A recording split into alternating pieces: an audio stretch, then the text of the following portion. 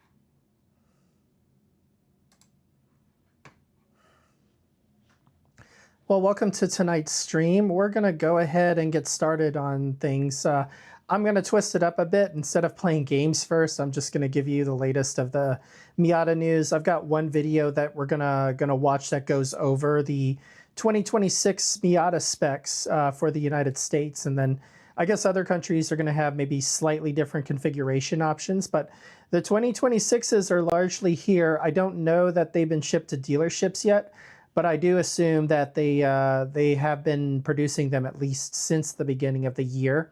So let's go ahead and get started. We're going to watch a quick YouTube video on the 2026 Miata, the trims and the specs. And then I've got Mazda's website pulled up to go over them and the pricing and the configurations. And then we'll conclude that part and then go on to maybe play a couple of careers of Umamusume. We'll see how bored I get. I'm still trying to get Haru Urara's new outfit, so hopefully I'll be able to do that. But let's go ahead and get started. Give me just a minute here to get my scenes in check. Okay, so we're going to start by watching this YouTube video of a channel called Discerning Cars. They're fairly popular, I guess, although this is maybe only the third or fourth video I've seen from them. They have 130K subscribers, but they go over, and the title of this video is fairly self-explanatory, 2026 Mazda MX-5 Miata. What's new? So I went over in my last stream Mazda's press release about the major changes to the model year, which there aren't that many compared to 2025, but most of the major changes have been on the club trim. And I guess this person will probably get to that sometime in the middle of the video, because I'm assuming they're going to do the trims in order. And I haven't seen this video, so I haven't had a chance to review, and I don't know where I'm going to interject with my own points. But let's go ahead and get started. I'll stop talking and I'll let them provide you with the overload of information. The 2026 Mazda MX-5 Miata. We have some very subtle updates to talk about, and this might be your last chance to get this MX-5 Miata, but we'll talk about that in a moment. But if you stay tuned until the end of this video, I will be sharing with you a resource to help you save, on average, 10% off the sticker price on most new Mazdas, along with other makes and models as well. But for right now, let's get started with the updates. So for 2026, the Miata is still available in 3 trim levels. You have the base sport, we have the club, and then we have the grand touring model at the top. Well, with the club, you can get something known as the Brembo BBS Recaro package. And for 2026, when you opt for this package, it's now going to add black Alcantara interior trim with light gray contrast stitching and black interior accents, including a piano black lower bezel, as well as black accents on the heater control dial and the engine starter ring. And that's actually your only true update for the 2026 Miata. The vehicle is pretty much unchanged aside from that. And again, it's only affecting the club model with the Brembo BBS Recaro package. The only other change, which is unfortunate for 2026, is going to be regarding the price. The price has gone up by about $900 compared to last year for essentially every trim level, both the soft top and the RF model. So the RF is that hardtop electric convertible. And something else to note, that Brembo BBS Recaro package now costs $150 more than last year. And I'm going to have the official Only $150? I could have sworn it was closer to about $1,000, and that's because of the extra Alcantara that was in the club edition. I'll have to look it up, I think, on Mazda's website. I don't think he's right about this one, to be honest. Official pricing and the official press release from Mazda on the screen for you to check out. That way you will know everything there is to know regarding this vehicle. And something else to note, when you go with the club model, it is available in both the soft top and as the RF. If you want the Brembo BBS Recaro package, that's going to cost you an additional $5,050 on top of the club starting price. But when you go with the RF model of the club, the Brembo BBS Recaro package actually just comes included with the RF club. Something to note there. And keep in mind, regarding the MSRP prices that Mazda has disclosed, it does not include the destination charge of $1,235. So make sure to add that back in as well. But yeah, let's talk about the Miata. I mean, I've driven several of these vehicles over the years. Absolute bliss. Truly one of the greatest driving experiences that you can get. And I am not exaggerating, and neither are the other car reviewers out there, pretty much saying the exact same thing. This is truly the pure, undiluted, rear-wheel drive sports car driving experience. God, I really want an RF. I don't know that I'll get another ND while I already have one, although it's tempting. I know there's some Miata enthusiasts, even some influencers out there who have two Miatas, but I think if you get two NDs, you should have one soft top, one RF. I feel the same way about the NC. You should have one soft top and one PRHT, or power retractable hardtop. I think the RF also looks a lot better without, if you can see my cursor here, without the spoiler on the back. I don't know why a lot of dealers like to put that there, but the funny thing is it's just for decoration, because the trunk lid, being several inches higher than the hood, kind of acts as a spoiler to begin with. It exerts downward force just by being, you know, several inches higher than the front of the car. Experience. In this modern era, in my opinion, this is truly like pinnacle driving, especially if you've experienced everything else and you understand what everything else is all about. You can always jump back into the Miata and get that classic rear-wheel drive experience. And it's got that perfect little body roll as well that actually helps teach you to be a better driver. Actually helps to make you understand the optimal entry points for a corner, because the car is just communicating with you on that level. So the MX-5, it's just bliss for many different reasons. And of course, for 2026, all Miatas are still powered by the 2-liter naturally aspirated 4-cylinder engine, producing 181 horsepower and 151 pounds-feet of torque. This 4th generation Miata, it came out in 2016, so the vehicle's been out for about 10 years now. This might be the last model year. Who knows? Mazda hasn't said anything about that. And I believe it was 2019 when these vehicles actually got this bump in power to produce this 181 horsepower and 151 pounds-feet of torque. By the way, it is recommended to use premium fuel in the Miata. I'm not sure how many people are actually following that, but I just thought I would let you know. Yeah, this is something I always emphasize too on the ND generation. I don't know about the NC because I've never owned one, but I know on the ND, premium fuel is pretty much required due to the high compression ratio of that direct injection engine. You can get away with regular in the NA and NB. I don't typically recommend it. I use premium, but yeah, if you get an ND, you've gotta use premium.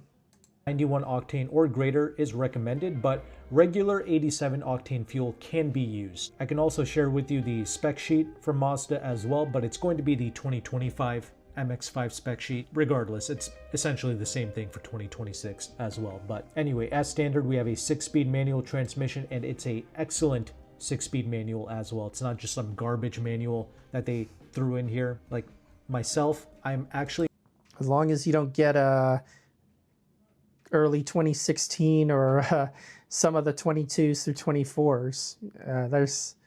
I think half of that is people being too hard on the transmission, but you know, who knows?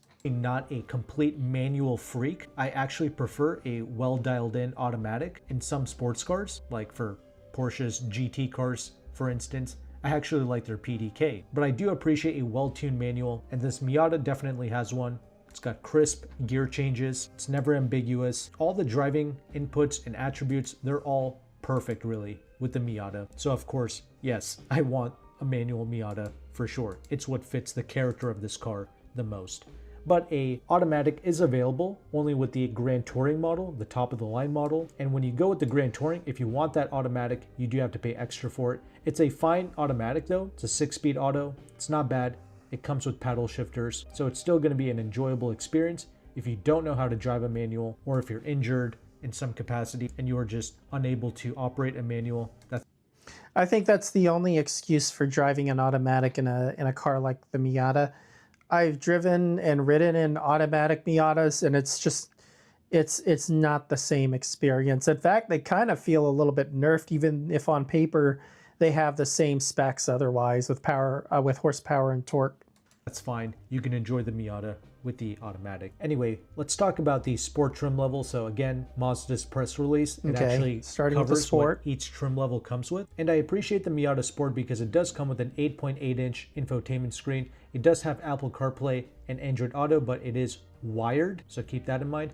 But it comes with some really useful safety tech features as standard, like the blind spot monitoring with the rear cross traffic alert. You also have the smart brake support, the lane departure warning, etc. You get the basic 6-speaker audio system, which that's actually fine. And you also get cloth bucket seats with the base Sport. You do have the keyless entry. You have the power windows. You actually get the smallest wheels with the Sport. You get 16-inch wheels. And me personally, I initially thought going with the entry-level Sport, that seems like a good play. You have the lowest buy-in price, and it's the purest Miata that you can get, but I would actually avoid it. I would step up to the Club model, because now you get these sport-tuned Bilstein dampers, and most importantly, you get the asymmetric conical clutch type limited slip differential. See, when it comes to optioning a cars, in my opinion, you should double down on what the car does great already. And we all know how excellent the Miata is to drive, and the Club model is just building upon that, and that's why I think it is worth stepping up to the Club. Me personally, I would take it a step further, and I would get the Brembo BBS Recaro package as well. Yeah, I agree. If you're gonna get the Club, the only reason really to get the Club is to get the BBR package, since they don't offer it on the GT trim. But you do miss some of the other features of the GT trim. Like I said in my last stream, it's much more difficult to turn a Club into a GT than it is to turn a GT into a Club, because if you're going to go ahead and you're going to get like better wheels than the BBS wheels that come with it, or the Brembo brake calipers, or the Recaro seats, you want better seats than that, and you're going to upgrade past that, just get a GT and then do the upgrades, because really the Club only is worth it and holds its value if you get the BBR package and you keep it pretty much like that. Again, it's just adding to and making the Miata even better, because with the Brembo BBS Recaro package, you're getting 17-inch BBS forged wheels. So they're going to be lightweight, strong wheels. You get the heated Recaro sport seats, which the Recaro seats, they're always excellent in my opinion. And you get the Brembo front brakes, right? So again, making the Miata better, and perhaps sometime down the road when you decide to sell your vehicle, it'll be more desirable in the used car market. So there's that. But forget the Brembo package and all that. Even just the regular Club, it comes with a lot of useful features and attributes. I already talked about that limited slip differential, but also regarding the windshield, this is something that not too many people talk about, but you actually get a better windshield when you step up to the Club and the Grand Touring models. So when you look on Mazda's spec sheet, the base Sport comes with the HPR windshield. Okay, fine. But when you step up to the Club and the Grand Touring, you get the HPR windshield with noise cut. The Miata is a pretty loud cabin. That's fine. So I need to clarify something about the windshield, that I've made this comment in other streams, I think. I have had to have a ND Miata windshield replaced. It is not cheap. Those things to replace are at least $2,000 with labor and parts and everything, because at least on the GT trim, and now probably the Club trim, because of all the like sensing features that it has, they have to not only replace the garnish panels that are basically around the windshield, which are right here. They have to replace the windshield itself and then the garnish panels, and there's a proper order to do it. And if they fuck up on, as well as all the GTs, it's expensive. I think OBS cut out for just a bit. Apologies about that, by the way. I should be back on now. The vehicle is a communicative car. It's trying to communicate to you what the outside is like, and it's just another layer to the driving experience. So I don't mind the noisy cabin, but I can't really imagine this car being even louder. So yeah, I do personally want the noise cut windshield. There is a person that said that they've bought the entry-level Sport and they love it. God bless. That's good. But again, a Club is just better. Sorry about that. OBS cut out for just a little bit. But what I was mentioning, in case you missed it, was that the ND Miata's windshield is very expensive to replace, because they got to replace the garnish panels around the windshield as well as the windshield itself. And if you have any of that like smart city braking or any of the traffic sign recognition that's on the GT trim, they got to recalibrate the windshield as well. So it can cost over $2,000. I would definitely recommend taking it to a specialty shop who knows what they're doing versus trusting Safelite to do the job. Not to mention, you get some interior enhancements as well, like heated seats. You also get a Bose 9-speaker audio system, which, yes, the Bose audio system does sound good. It's not a bad audio system at all. However, due to the loud cabin, you can't really enjoy the audio system, so it doesn't really matter what sound system the Miata has. When you're driving, you're not really listening to music because you can't. The engine noise and the outside noises, they're just going to drown out the speakers, and that's cool. That's why you buy this thing. But whatever, you get the Bose audio system. If you're stationary, you can enjoy that. And also, regarding the Apple CarPlay and the Android Auto, that now becomes wireless when you step up to the Club model. And the Grand Touring, it just adds more luxury features, and it's cool if you find value with it. Every trim level of the Miata, it's going to be fantastic to own. It's going to be entertaining. You're going to love any of these trim levels, but I would personally skip the Grand Touring. We're not buying a Bentley here, but I get it. There's some convenience features, like you do get the frameless auto-dimming rear view mirror with the garage door home link, so that's pretty cool. You get the nicer leather interior, because the interior is a pretty nice attribute regarding the Miata. It's well done, it's sturdy, it's got a premium. You're only going to get the tan interior with the Grand Touring trim, by the way. So, and that looks dead sexy with certain colors. If I get a new ND, most likely and the one I tried to buy, by the way, is deep crystal blue with the tan interior. They finally offered it last model year, and they've continued it to this model year. Vibe to it. This does not feel like a budget cheap trash vehicle to sit in. It's quite impressive, and it should. And those Napa leather seats, they are actually really nice, and they hold you in just fine. I don't really think they're a downgrade that much from the Recaros. I feel if you want like a true bucket seat, you're gonna get something better than the Recaros, in my opinion. Should be. The MSRP is not cheap on this car, but the interior does match, and you can take it to another level by getting the Grand Touring if you want. Plus, if you want that automatic, that Grand Touring is the model that you want to look into. And getting the RF model, that's going to be personal preference. I would personally skip it. Soft top is of course the lightest weight model that you can get. It's like under 2,400 pounds, which is incredible. RF adds like a little over 100 pounds to that. Not a big deal. You don't really notice the additional weight or anything. Car still feels nimble and fantastic, but I don't like the blind spots in the RF with the top up or down. And also many people, they complain about the wind buffeting and all of that. But for me, another reason why I don't really want the RF is due to the weight distribution. The weight distribution is actually a bit worse with the soft top. That sounds like a bad thing, but it's really not. Well, it depends on who you are, but I personally like the way you can kind of slide the rear end with the soft top. You can do so with a bit more ease when you go with the soft top as opposed to the RF, which is a more neutral driving experience. You get more weight on the rear wheels on the RF, and that makes it handle like a totally different car. Trust me, I've driven both. If I'm tearing up the twisties and I want to go 60, 70 miles an hour around a curve, I want my rear wheels planted, so I would definitely go RF.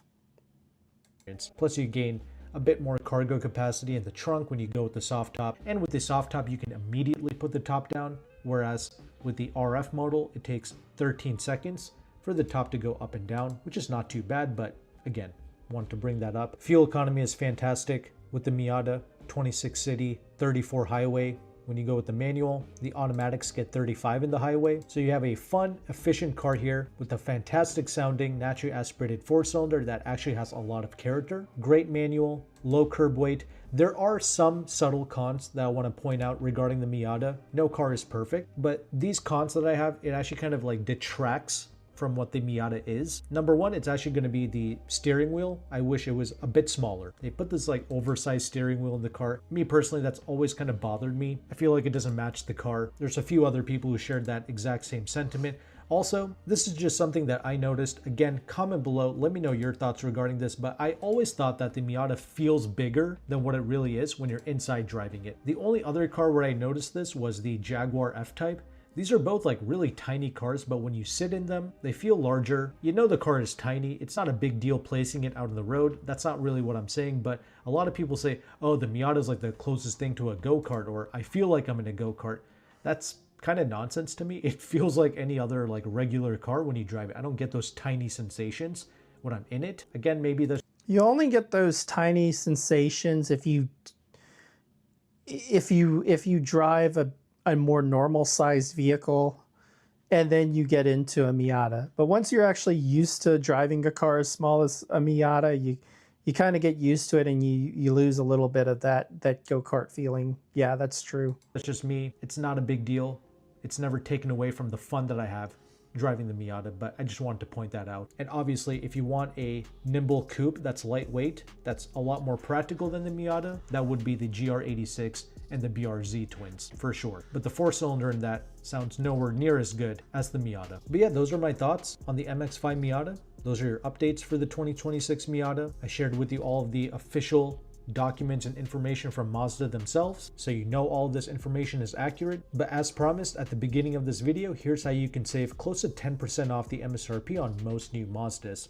You can reach out to Auto Companion, who's one of the largest car brokers in the United States. He has partner dealerships both in Washington, D.C. and in California. He does not advertise any Miata deals, unfortunately, but I'm sure he can actually work with you and probably help you get a discount on a Miata if you inquire. But on the mainstream stuff, like the Mazda 3, the CX-30, CX-5, CX-50, and the CX-90s, he does have between 9 to 10% off the sticker price, including the turbo models and even the hybrid models. So that's truly excellent. If you live in a big city similar to me, where dealerships aren't really incentivized to sell us vehicles at deep discounts or below invoice prices, because everybody in our area just pays full sticker price and they just pay full cash for the car where I live. So dealerships don't want to work with a well-informed customer asking for deep discounts. So if you're in a similar situation like I am, then using Auto Companion service can be a blessing. I mentioned he's in DC and in California, but he does offer nationwide shipping. I've had 2 vehicles shipped, never had an issue, but shipping is something you have to pay extra for, so keep that in mind. It would be ideal if you can pick up locally in DC and in California. That way you can also check out the vehicle for yourself before taking delivery. And Auto Companion has other makes and models as well, like Audi, BMW, Mercedes, Porsche, Lexus. He also has Honda deals, Nissan, and Toyota. Truly, on most of these vehicles, he does have some against you. Whatever. Work with negotiating on your own. He also has a free, at least got that free calculator to see those incentives. So all of Auto Companion's information will be linked in the description box below. Of course, I will be compensated if you mention me and you utilize their service. Whatever. Okay, so let's look at the specs on Mazda's official website. Because a few days ago they did change it. If you look at all their cars here, they have the 2026 Miata and the Miata RF. So let's look at the soft top first. And once again, as been previously pointed out, the Miata is no longer at a starting point below 30. As of this year, you're now above 30 for your base MSRP. Where's the configurator?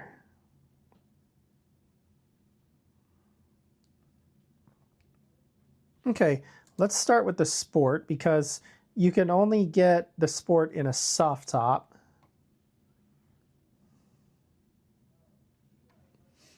And the way this works is that the main differences are going to be the exterior and the interior, what color you choose. And the Sport is only available in Soul Red and Jet Black Mica. If you want to get any of these other colors like Aero Gray, and yeah, I completely understand the fact that Mazda doesn't offer that many colors. It seems like it's just shades of gray, black, white, whatever. And then only Soul Red is interesting, but it's still common. And the Deep Crystal Blue looks black from a lot of angles, although I personally like it. Let me move myself so that way you can see what I'm talking about. You see? And then you can select the different colors. But see, when you click on any one of these colors that is not available on the soft top, like I can click on Machine Gray Metallic, I think it's only available on the GT. So I need to change my trim, need to change my interior color, and so forth. So let's just confirm. Yeah, it's only available on the GT. Likewise, I think, well, Deep Crystal Blue Mica I think is now available on both the GT and the Club. So let's try. Yeah, okay, you can get it on both. So the Sport only comes in 2 colors. The the Club only comes in 5 colors, I would assume, and then the GT comes in 6 colors. So yeah. It's this Snowflake White. Yeah, you can get them on both. And then Deep Crystal Blue, I think you can get them on both. Okay. So in the interior, the only thing available is going to be your black cloth that's not got any fancy patterns or anything like that. There are other interiors you can get. If you want the suede inserts, you got to upgrade to the Club. And we just upgraded the Club here. If you want any leather, though, you've got to go with the GT trim. So now we're looking at the Club. And yeah, 5 colors are available. And you can play around with this configurator a little bit.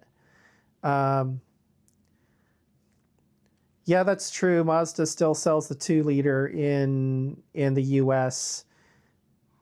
I think they only sell the 1.5 in Europe. I don't know about the UK, but in Japan is actually an interesting market unless they change something recently. So if you get a soft top in Japan, you're going to get the 1.5 liter. But if you get the RF, you get the 2 liter. But in North America, only the 2 liter is available. The 2 liter only exists because Mazda USA execs basically said, no, we need a 2 liter so that we can actually survive among all like the lifted pickup trucks and ginormous SUVs on American highways.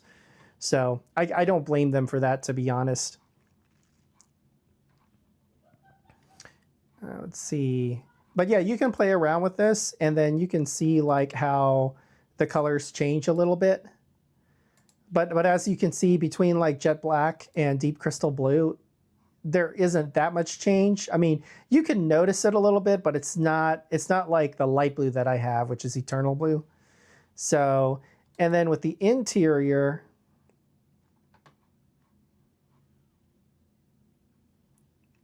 Club comes standard with black cloth and suede insert, but if you want leather, you have to upgrade to the GT. And so it's automatically upgraded me to the GT.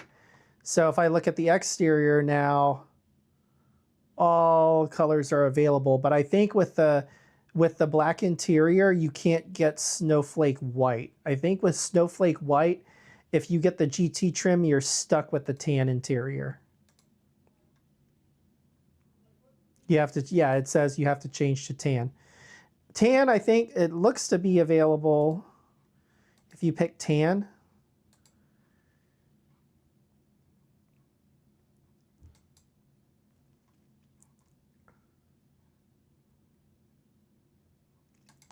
Oh, wait a minute. Is tan no longer available on any color besides white? Ooh, I don't know that I like that.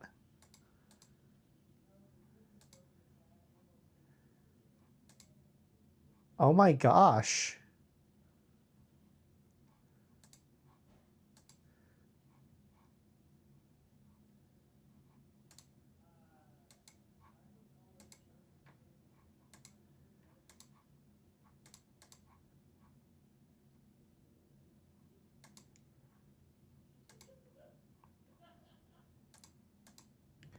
Oh my goodness. Yeah, it's only available in white. I don't like that. No. Oh, I'm gonna have to, yeah, I'm gonna have to find a 25 then if I want that color configuration that will match my 96 AM edition. I'm a little bit annoyed by this, to be honest.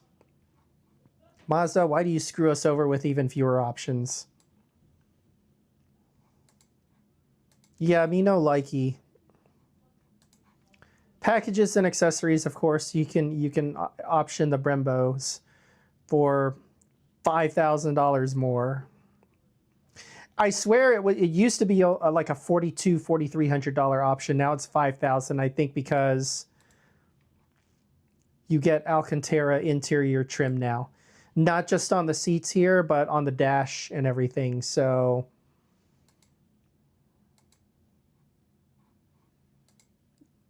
let's see if it'll show it.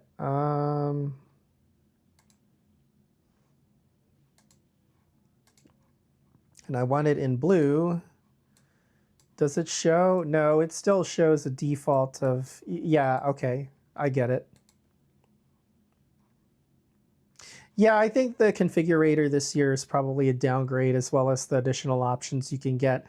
If you want a certain color combo, you definitely had more options in 25. Only get a 26 if you want the Alcantara trim in the club variant. So that's all I'm going to say about that. Is there anything else worth exploring on the Mazda website? Let's see. Club starts at $33,930 if you don't get the Brembo package. $35,730. But you know what? This configurator was for the soft top. I wonder if the RF will actually have more options. So let me go back here and see what we get with the RF.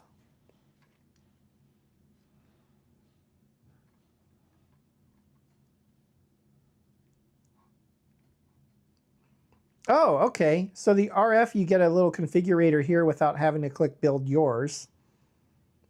So we're on the club trim. And you get your choice of 5 colors. Obviously, machine gray is not available. Let's look at the interior though. You get black leather.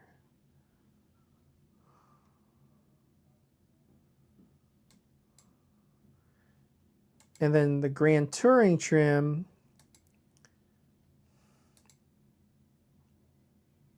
yeah, you get all 6 colors. But now let's open the configurator and see if anything has changed.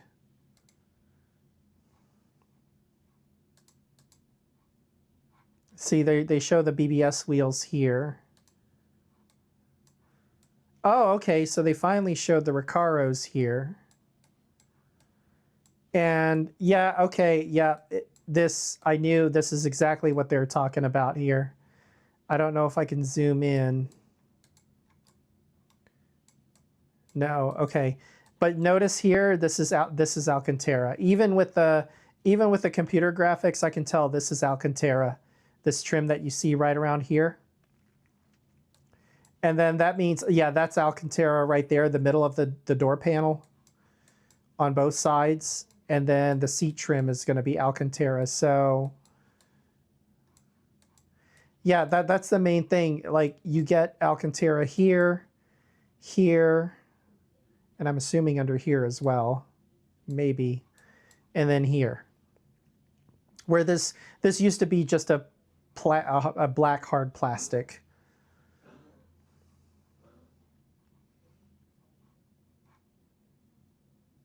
Now, what happens if you, let's look at the Grand Touring, because on the soft top, remember, the you could only get tan with snowflake white.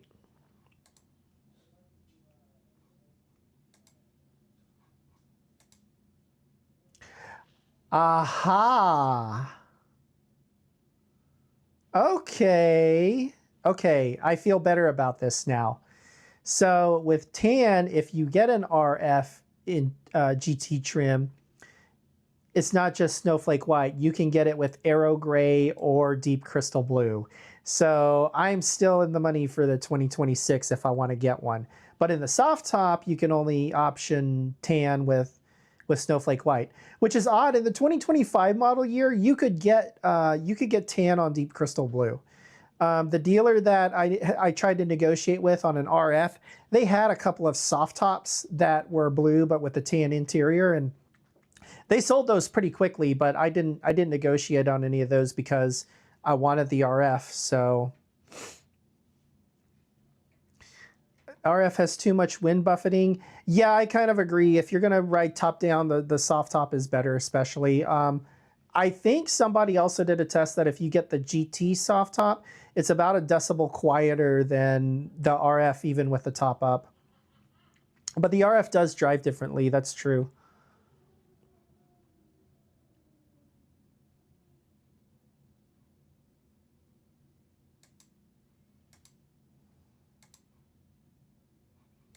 Yeah, that's what I want.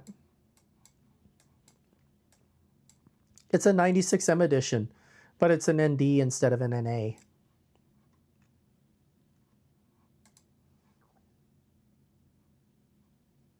Now let's see, if you select black though, a black leather interior, that's available on 5 of the 6 colors. So snowflake white on the RF can only be optioned with the tan interior. You get black on everything else, and then if you want tan or black, the only two colors that offer tan or black are going to be aero gray and deep crystal blue. So you get slightly fewer options overall with the model year, but it's a lot more noticeable on the soft top than it is the RF. So the Grand Touring, you can't, the BBR package, like you have to switch to the club, obviously. And then they give you all these other options. Most of these aren't really that much, you know. Dealers will order it to like, and then they'll put their markup on top of that. So I always say don't order any don't make the don't pay for anybody else's mods. Yeah, that includes buying new from the dealer too. Yarl Hotep just checked. We have more choice of color combination on EU configure. Yeah, that's always been the case throughout the ND's life cycle. Japan too. I think Japan gets more than anybody else, but no, those of us here in North America, we're kind of we're not spoiled for choice when it comes to the Miata, unfortunately. I think they figure most people are going to buy it or going to like mod it anyway and do whatever. Mazda offers a lot of choices on the rest of their lineup, but not so on the Miata. Okay, I think I'm going to play some Umamusume, so just give me a second to get my other window configured.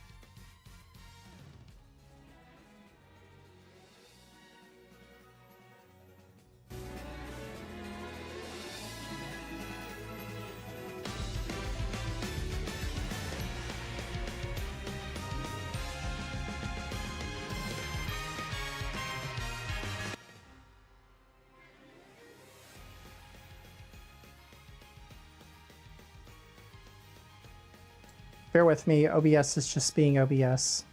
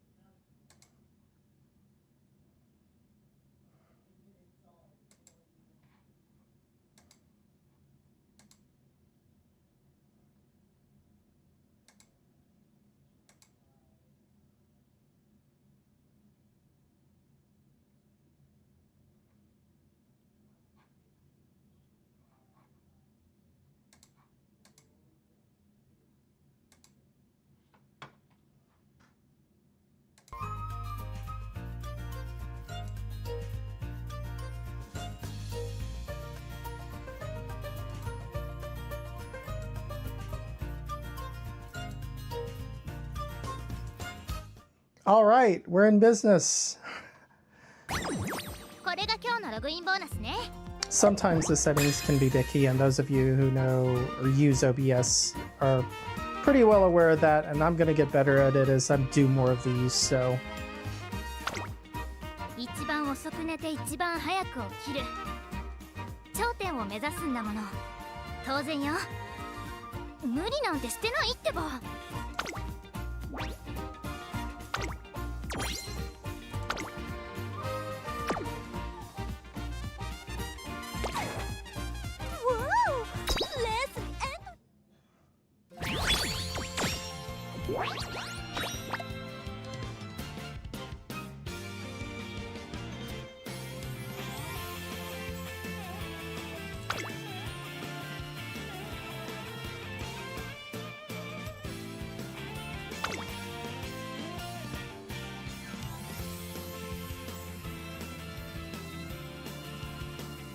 I'm going to turn the volume down a little bit on the game.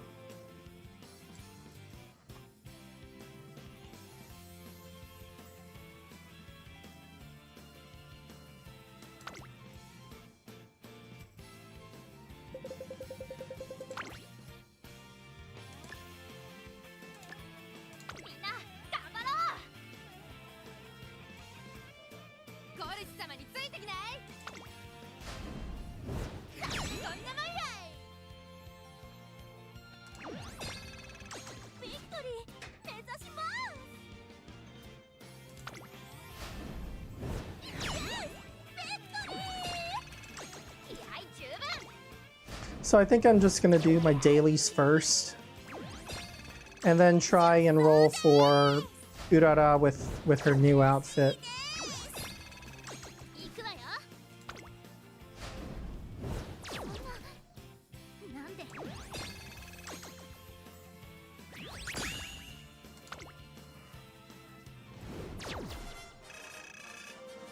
Darn.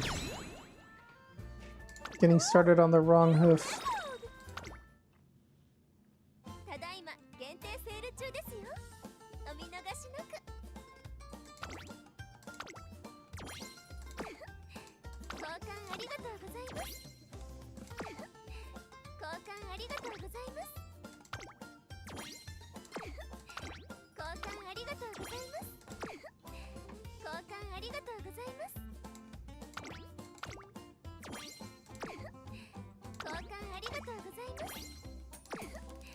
交換ありがとうございます。交換ありがとうございます。 Who's my new friend?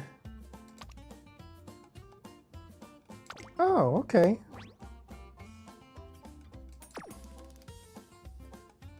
I think that person helped me in a previous career.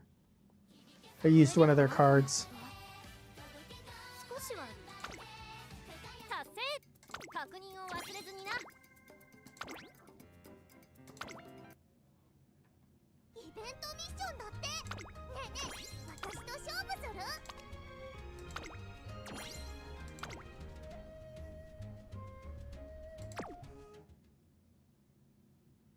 今日決定ミッションだ。イベントが始まってるわよ。一番目指して駆け抜けなきゃ。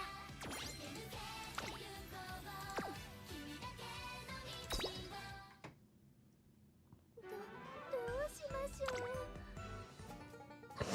I hate this stupid thing, by the way. よし、やりました。 It always winds up, you know, it always takes me like 20 spins just to get the last one or two spots on the bingo card. I hate it so much. Okay, I got one of them. How many times is it going to take for me to get that last one?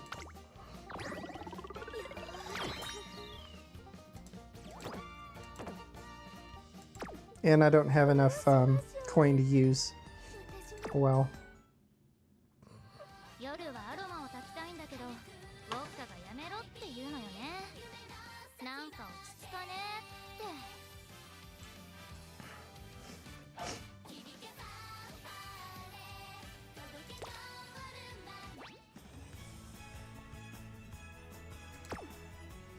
All right, this is what I want. I want that outfit. Let's see.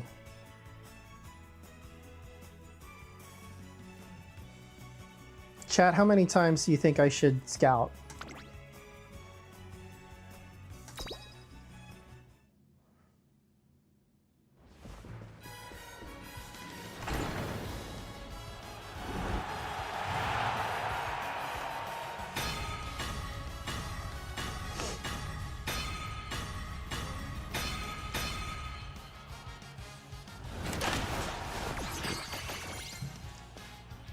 Boring. Boring. Boring. Boring.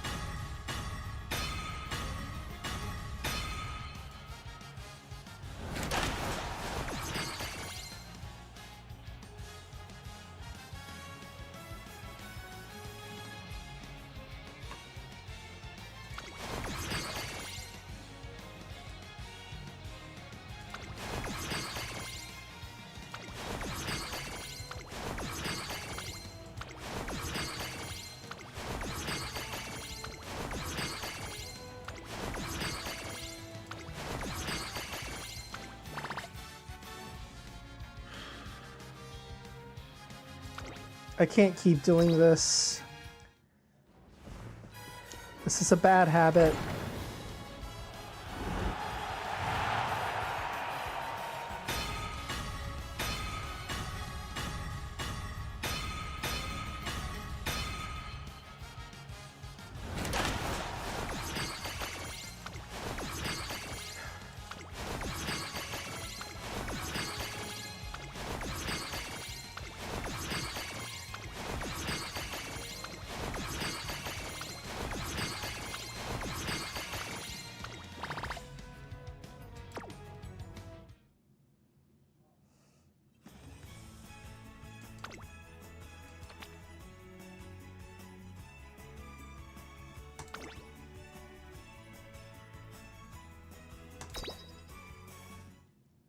Maybe I'll get luckier with this.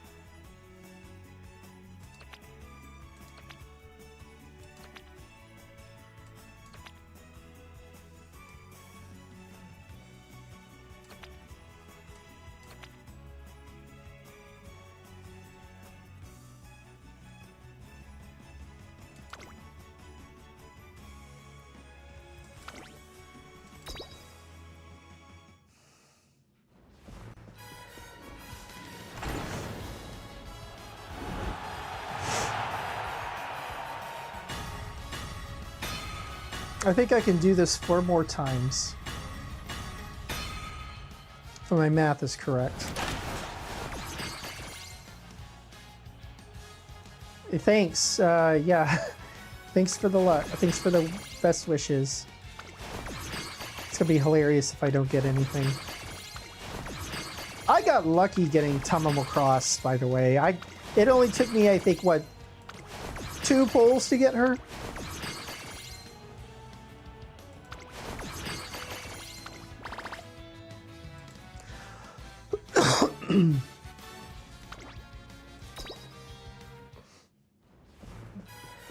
I swear I don't have a gambling addiction.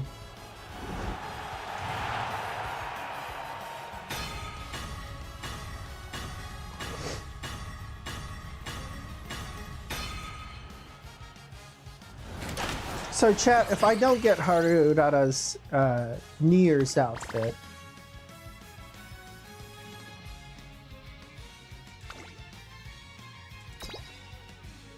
who do I do a career for?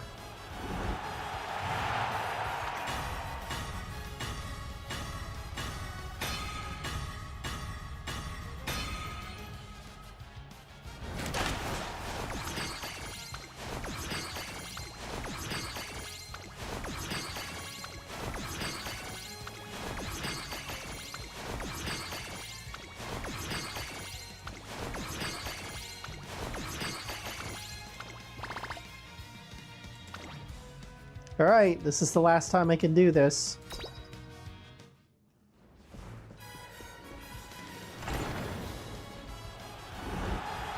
I don't feel very good about this.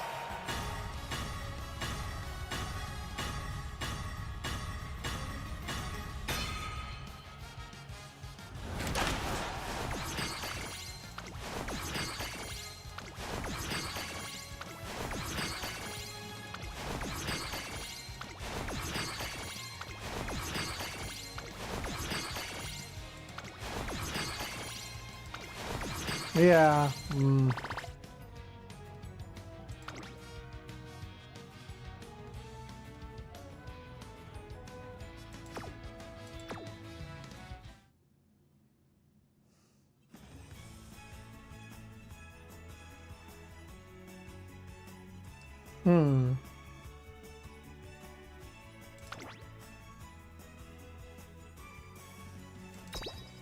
Okay.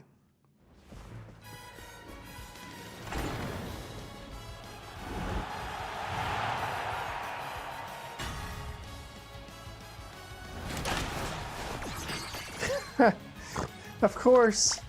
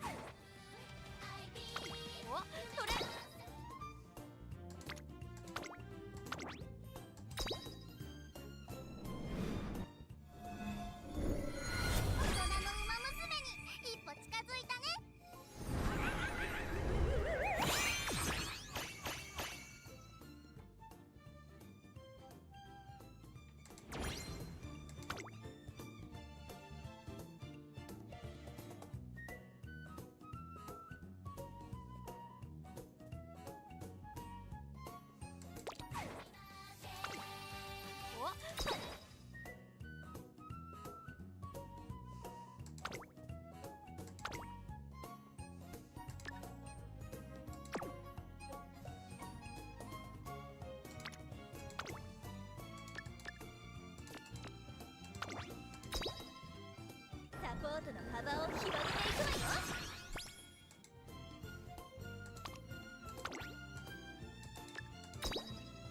サポートの幅を広げていくわよ。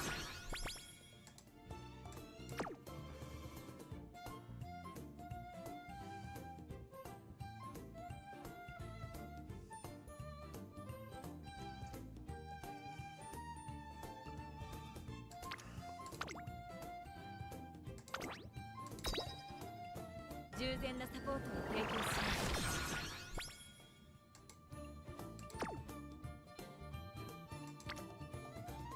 Yeah, I love Miata too. And Taiki as well.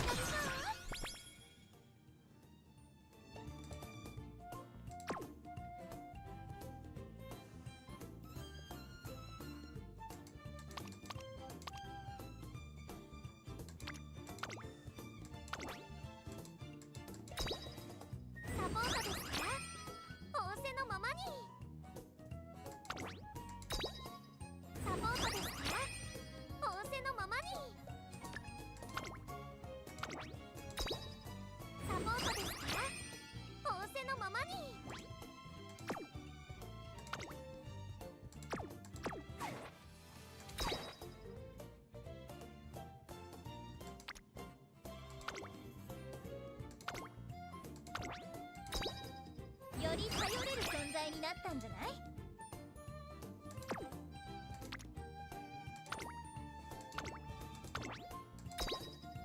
さらなるサポートをご期待ください。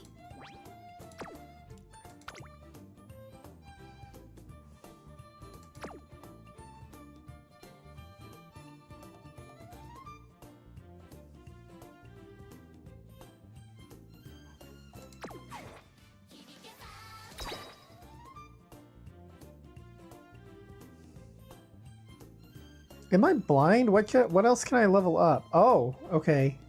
Never mind.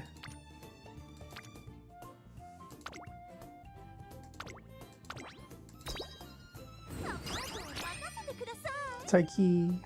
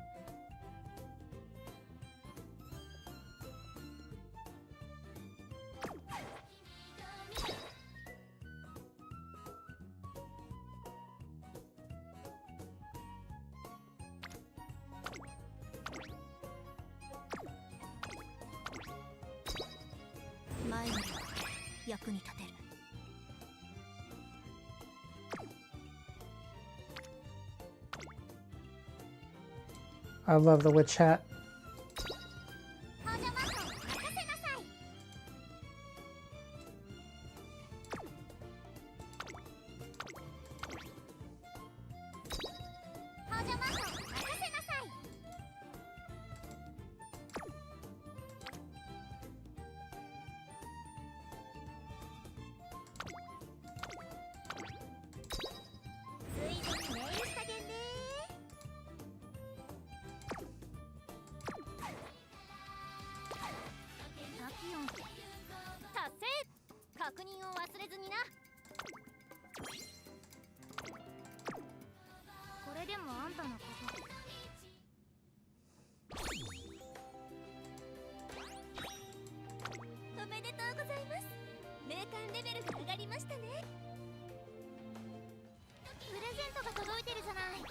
ちょっと私にも見せなさい。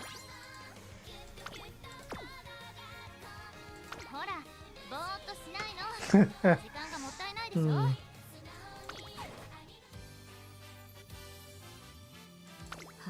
All right, whose career should I do this time? I did Manhattan Cafe last.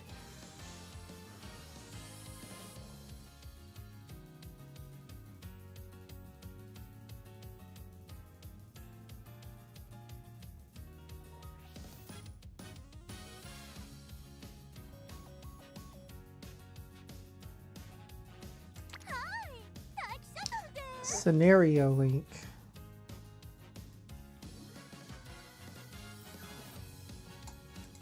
Why not? Okay. You win.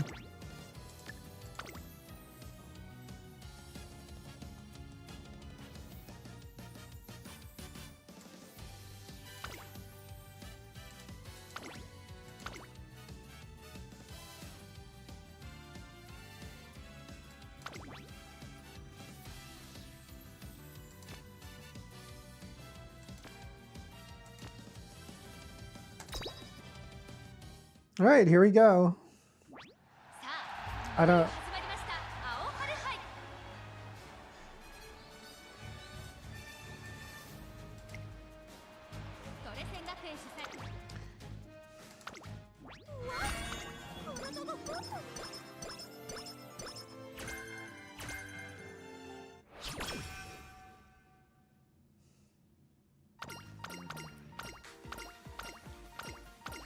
I think it usually takes me about an hour, hour and a half to get through a career, so...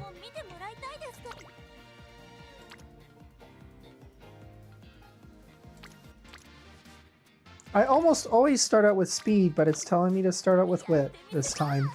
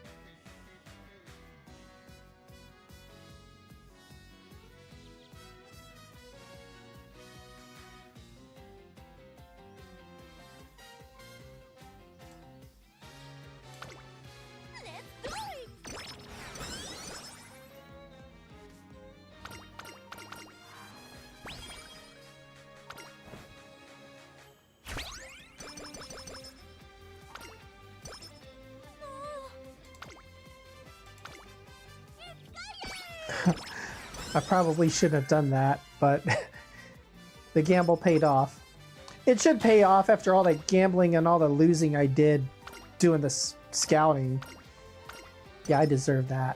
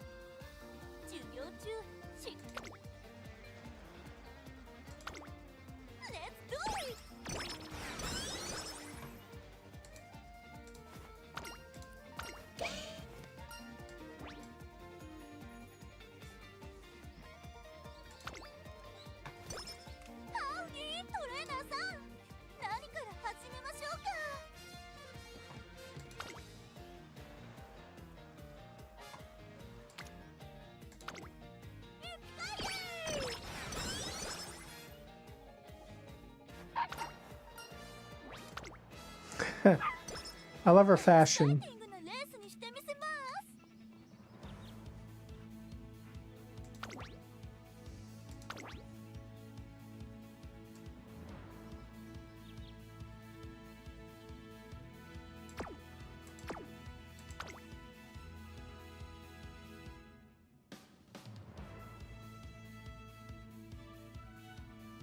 Wait a minute.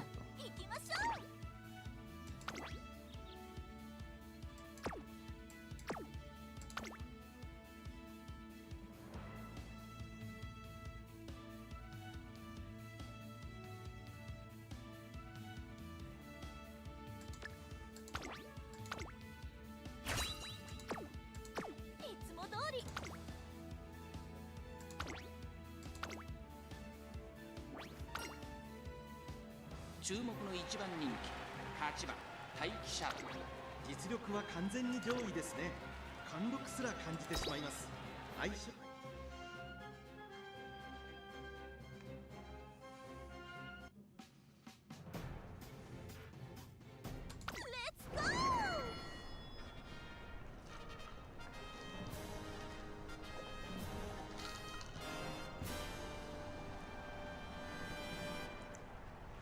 輝く太陽の下に開かれている東京レース場。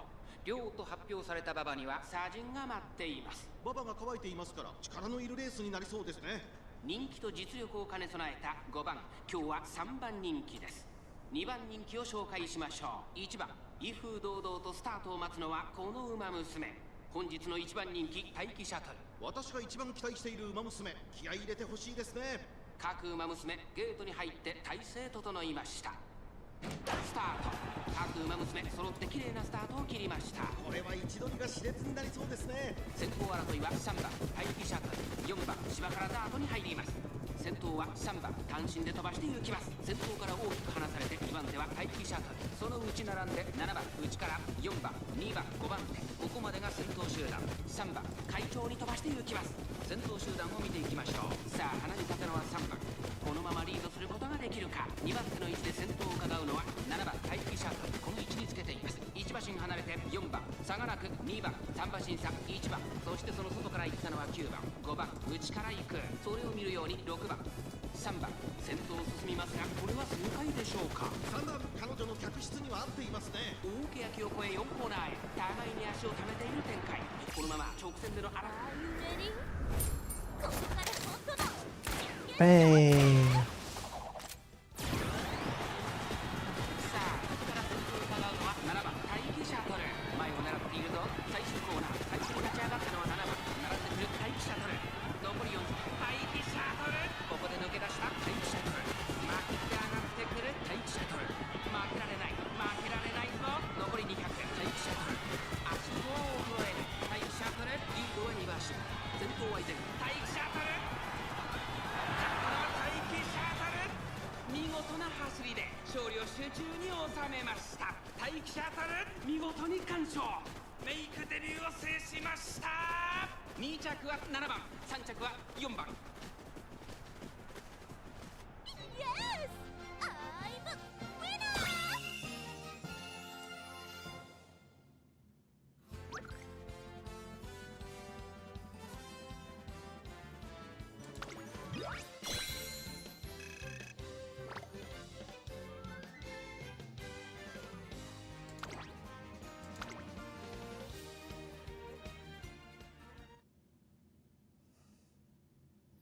響けファンファーレ届けゴールまで輝く未来を君と見たいから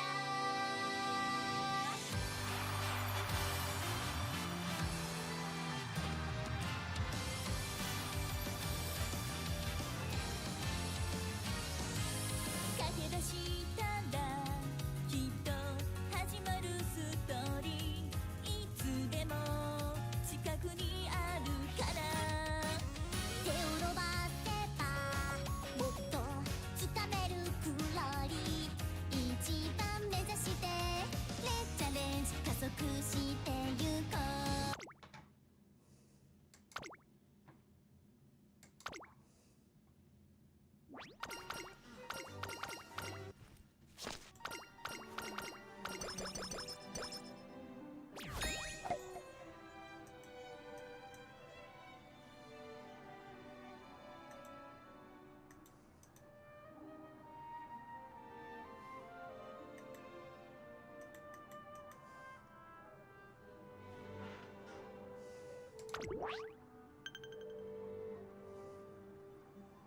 Not nearly as many goals as Manhattan Cafe. 足がハートについてこないです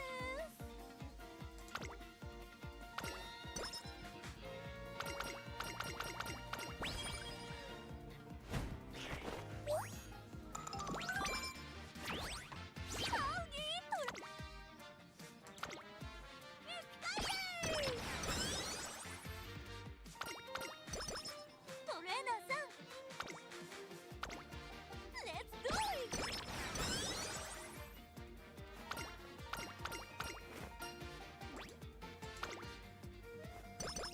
授業中 Here we go! ファミリーやフレンドやってみせます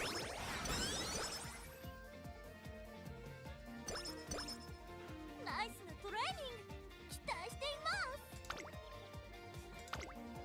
やってみせます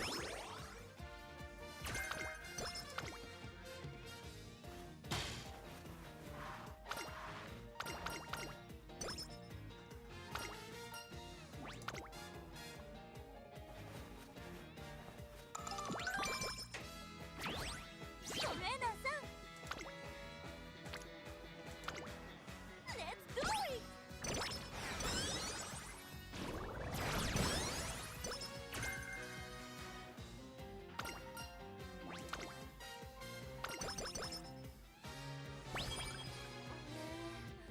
パワーが出ません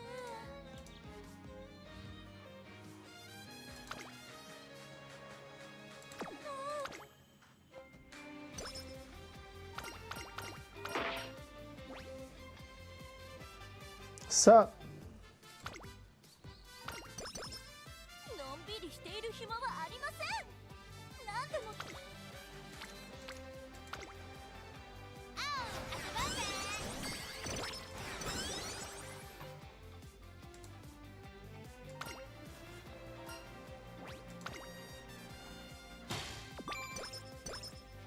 ファミリーやフレンズには Let's do it!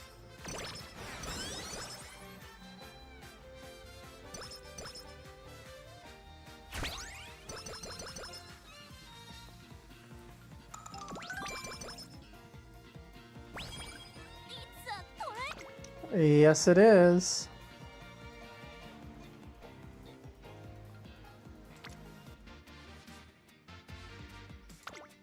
Here we go!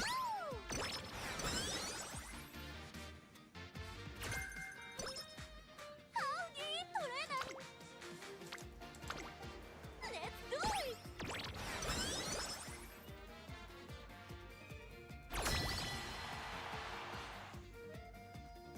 Yeah, the Miata talk was at the beginning of the stream. I mixed it up this time.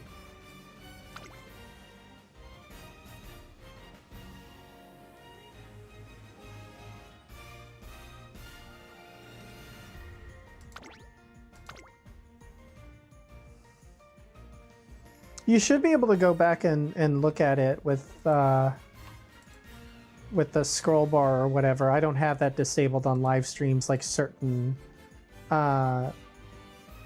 people and certain agencies like to do.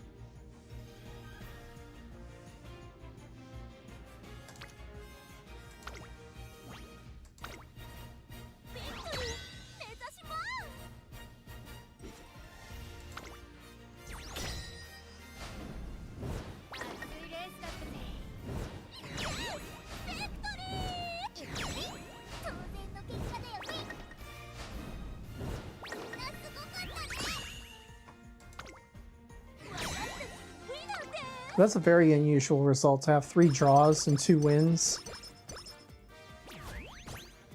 I'll take it, but seems a little odd.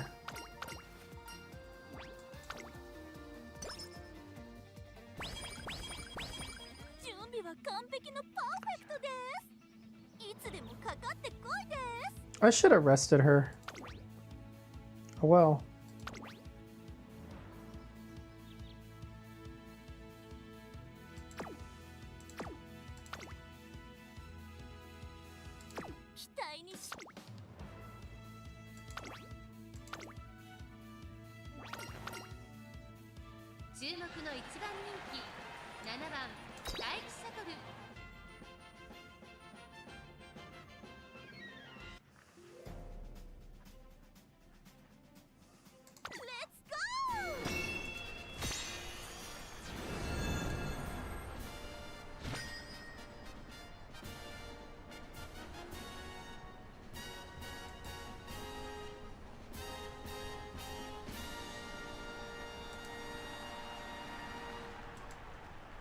美しい青空が広がる京都レース場。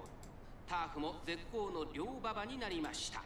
名勝負になる舞台は整いましたね。虎視眈々と上位を狙っています。3番人気は富士奇跡。2番人気を紹介しましょう。ダイワスカーレット。スタンドに押しかけたファンの期待を一身に背負って本日の1番人気待機シャトル。火花散らすデッドヒートに期待しましょう。各馬娘ゲートに入って体勢整いました。スタート。各馬娘綺麗なスタートを切りました。これは一度にが熾烈になりそうですね。Yeah, the 30th AE did have Alcantara trim. I think that was the only ND that had Alcantara trim from the factory, at least in the US. 12番早くも激しい競り合い。その外並んでダイワスカーレット。8番4番手すぐに続いて13番、そしてその外11番内で Until this model year. 富士奇跡待機シャトル。並びかけてきた。1馬身離れて9番外成田大使。差がなく5番1馬身離れて15番少し離れて4番その内並んで1番6番並んできた。後方2番手に14番最後方3番10番先頭を進みますがこれは正解でしょうか。10番彼女の客室には合っていますね。第4コーナーを進んで直線へ向かう。勝負どころ最後の直線へとかけていきます。まだ先頭は動かない。これは直線勝負になるか。ここから本当の真剣勝負です。 Yeah, really, the club with BDR package is going to have Alcantara trim, which it didn't before. That's the only main difference.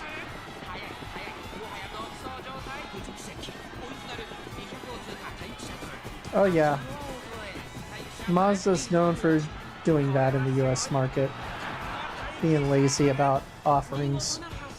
勝利を集中に収めました。新山記念を制しました。待機シャトルの完勝でした。2着には富士奇跡、3着成田大使。Yes! I'm a winner!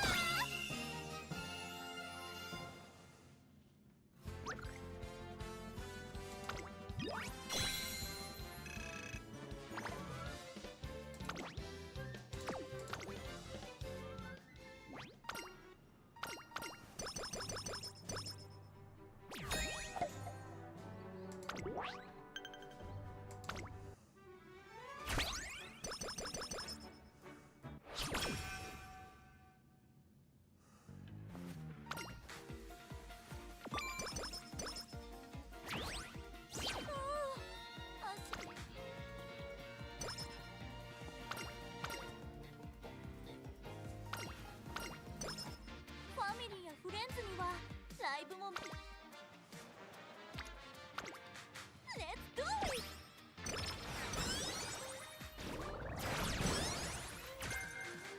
トレーナーさんよろしく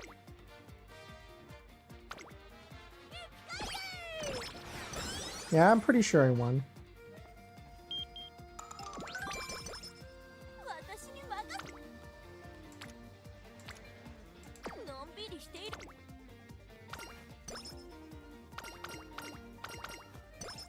トレーナーさんよろしく武士道のほどお願いいたします。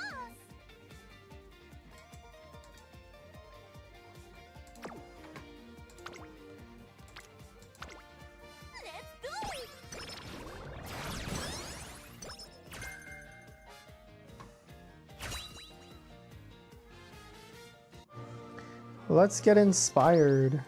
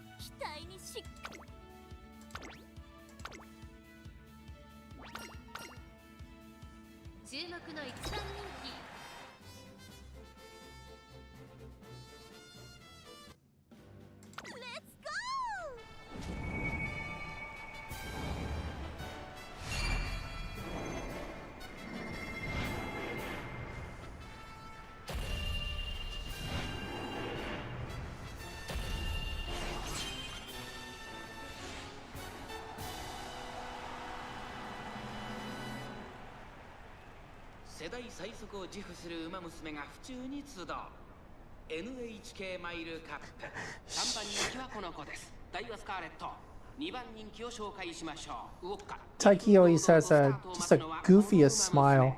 Look at that. She's so happy. 気合い入れてほしいですね。ゲートイン完了。出走の準備が整いました。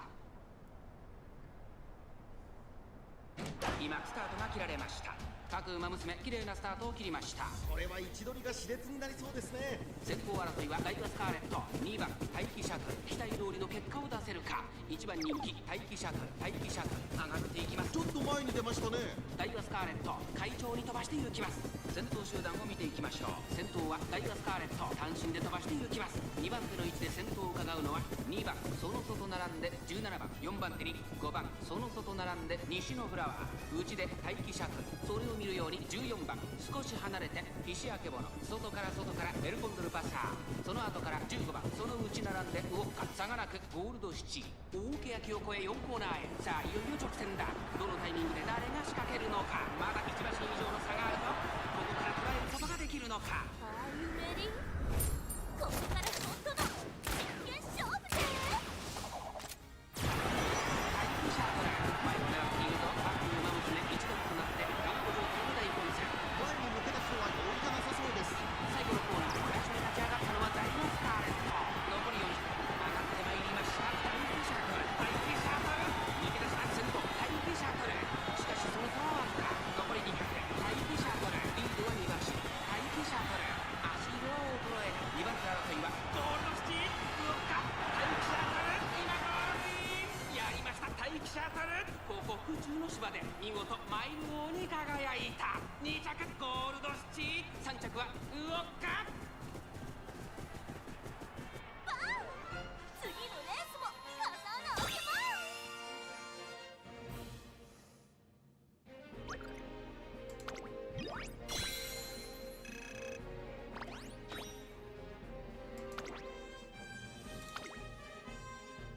I always like it when they offer a song that isn't make debut.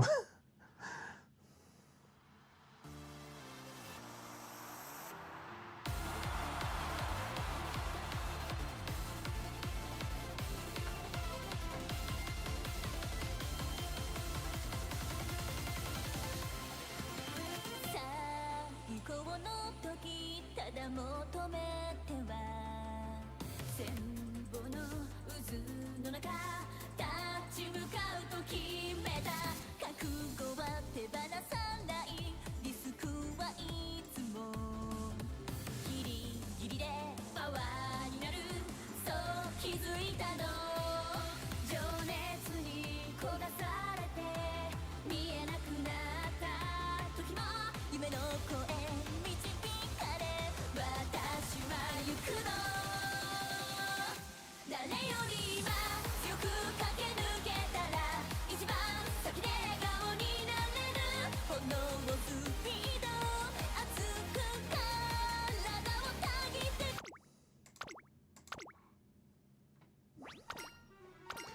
That's a great song, by the way. Most of them are.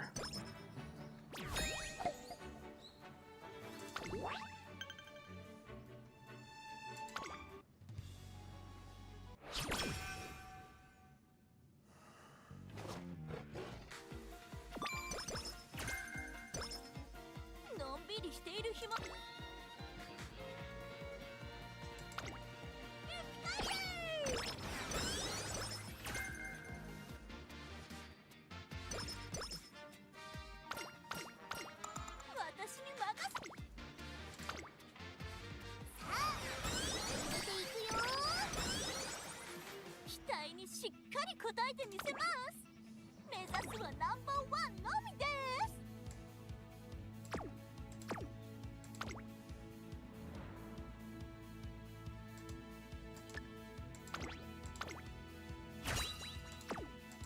何事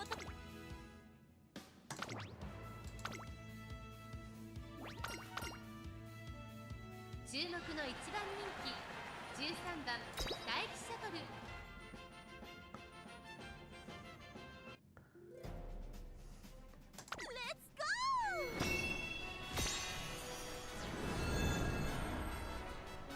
曇り空の下スタート。各馬娘揃って綺麗なスタートを切りました。誰が先頭に抜け出すか注目しましょう。先行争いはスマートファルコン、6番オグリーキャップ、芝からダートに入ります。期待通りの結果を出せるか。1番人気大気シャトル、スマートファルコン、快調に飛ばして行きます。先頭はスマートファルコン、単身で飛ばして行きます。2番手の位置で先頭を伺うのは6番1馬審査、14番それを見るように11番16番追走。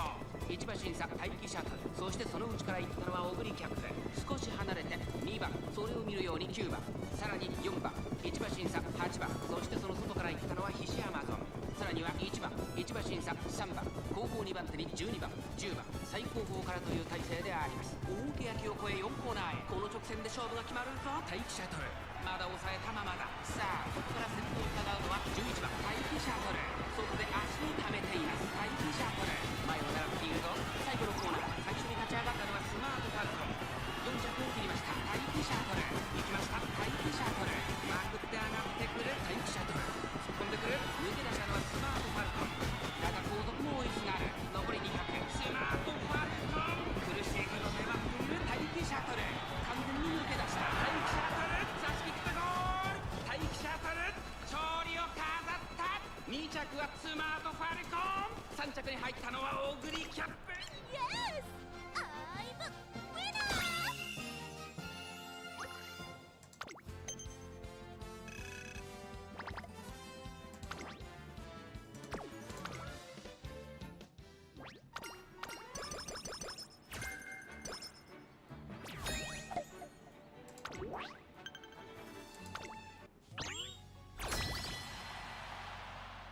期待にし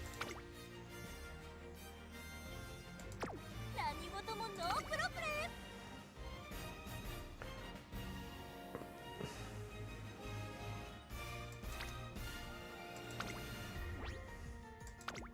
ビクトリー目指します。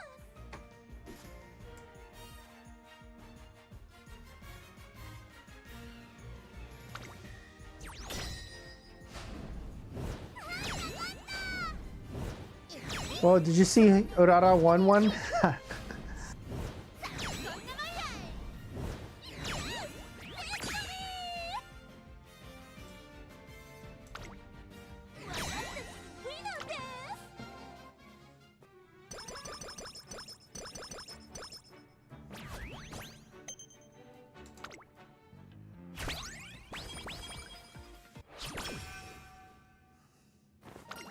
のんびりしている暇はありません。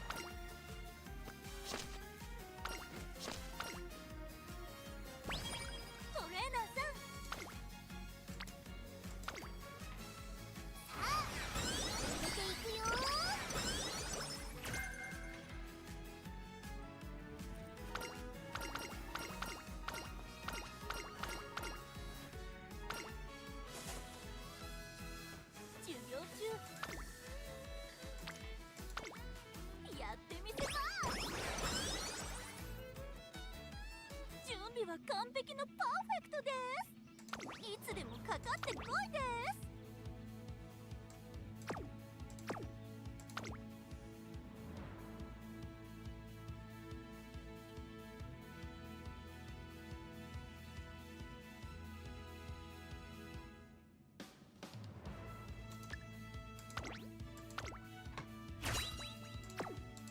期待にし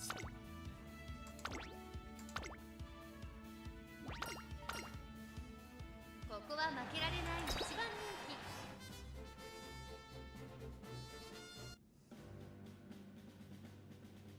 レッツゴー。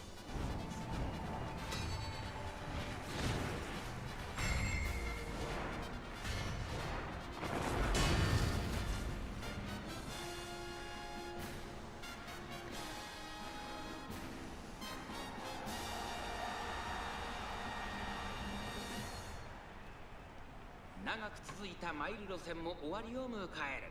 王者誕生、マイルチャンピオンシップ。人気と実力を兼ね備えたウォッカ、今日は3番人気です。この評価は少し不満か。2番人気はこの子、サイレンス鈴鹿。さあ今日の主役はこの馬娘を置いて他にいない。本日の1番人気待機シャトル。気合十分いい顔してますね。各馬娘ゲートに入って体勢整いました。スタートです。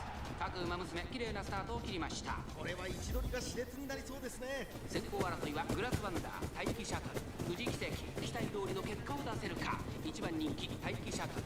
先頭はサイレンス鈴鹿、単身で飛ばしていきます。2番手の位置で先頭を伺うのは13番1馬審査待機シャトル。1馬身離れて富士奇跡、グラスワンダー追走。外16番西のフラワー追走。内から行く石明ボロ、さらには10番、さらにリコーペガサス。その外並んで17番、すぐに続いてウォッカ。そしてその内から行ったのは6番、すぐに続いて7番18番続いている。内には11番、後方2番手に15番9番。最後方からのレースになりました。意気揚々と先頭を行きます。サイレンス鈴鹿、どうでしょうこの展開。かかってしまっているかもしれません。息を入れるタイミングがあればいいですが、第4コーナーを進んで直線へ向かう。内から来るか外から来るか、最後の局面です。さあいよいよ直線だ。どのタイミングで誰が仕掛けるのか。待機シャトル、前を狙っているぞ。後方まで400。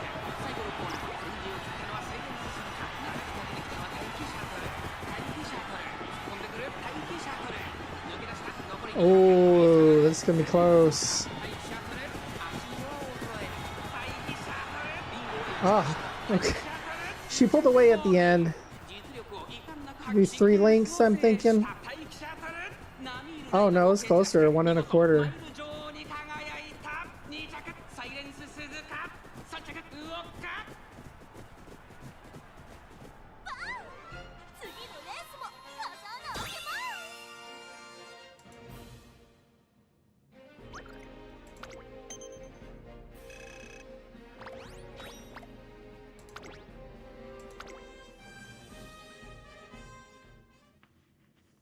Love this song.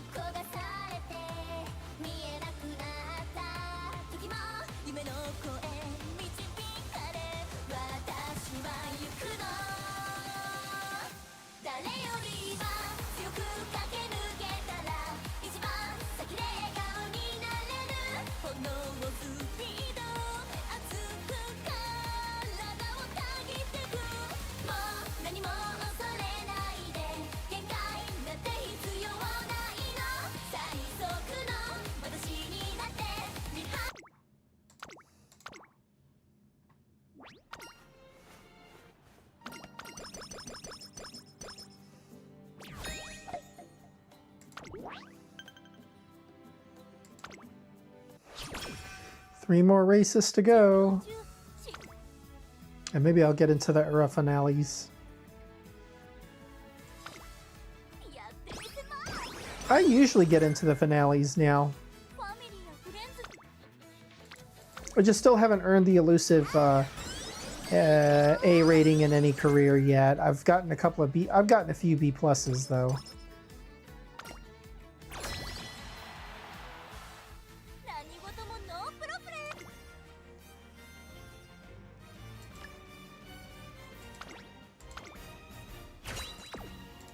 期待にしっかりこ。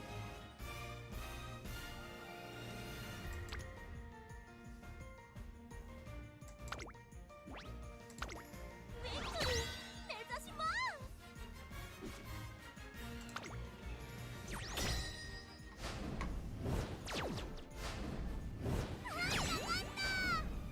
当然の結果だよ。そんなもんやい。ビクトリー。 4-1's not a bad record. ウィナーです。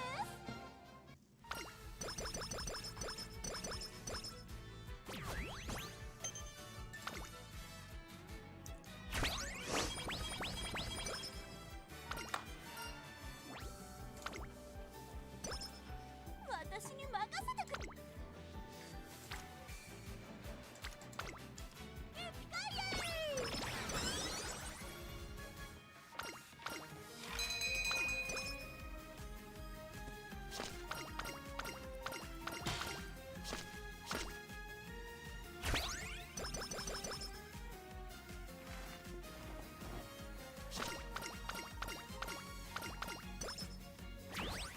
トレーナー。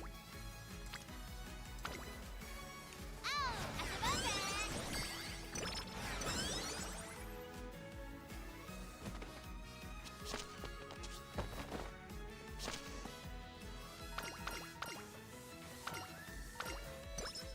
ファミリーやフレンズに授業中。い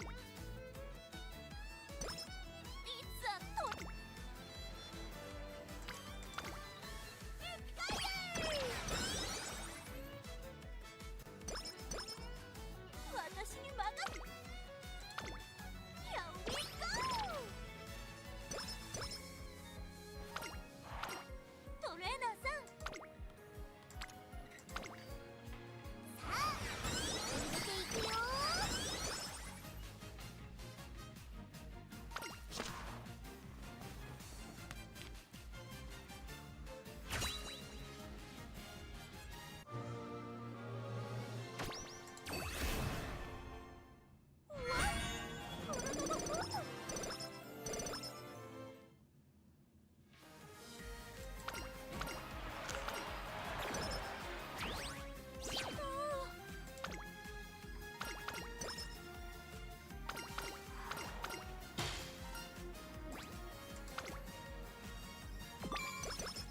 授業中。私に任せてください。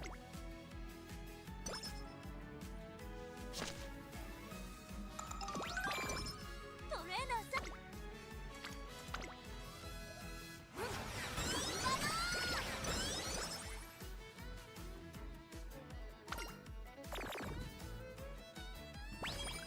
Let her mood go down. 期待しています。あお、遊ぼうぜ。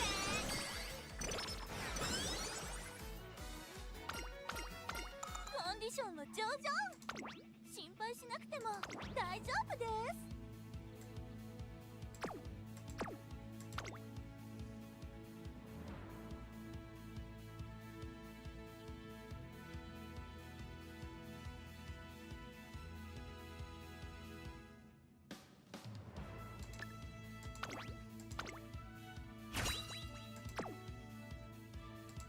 足の調子。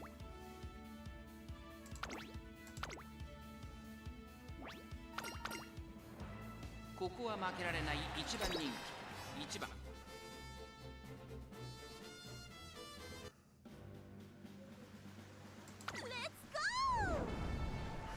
I think this is the first rainy race in this career. When I was playing Manhattan Cafe the other the other time. I want to say like like the first half, like her first 6 races were all in rain.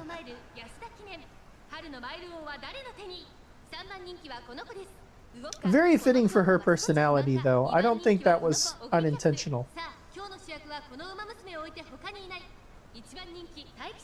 気合十分いい顔してますね。各ウマ娘ゲートに入って体勢整いました。ス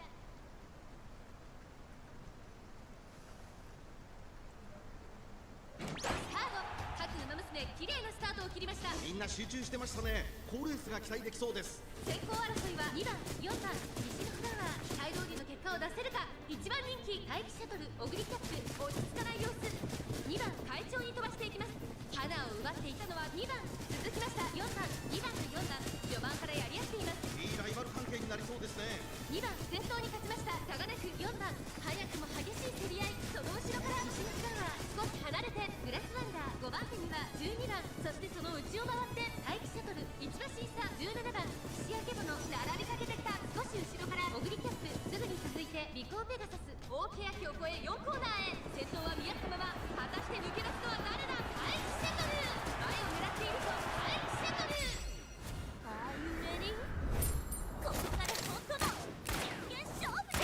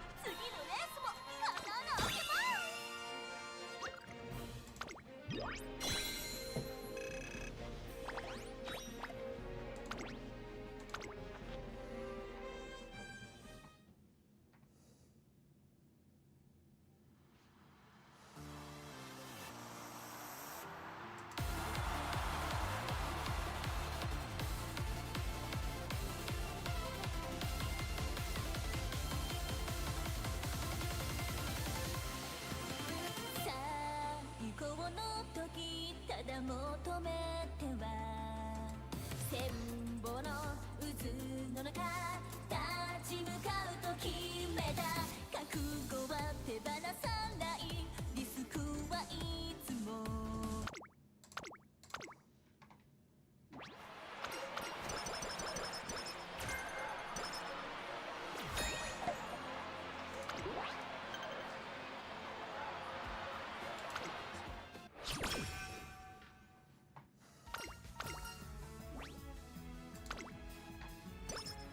ナイスなトレーニング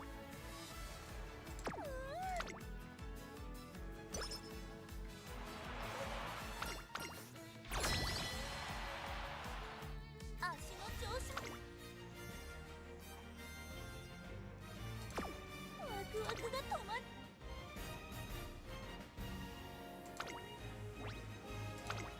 ビクトリー目指します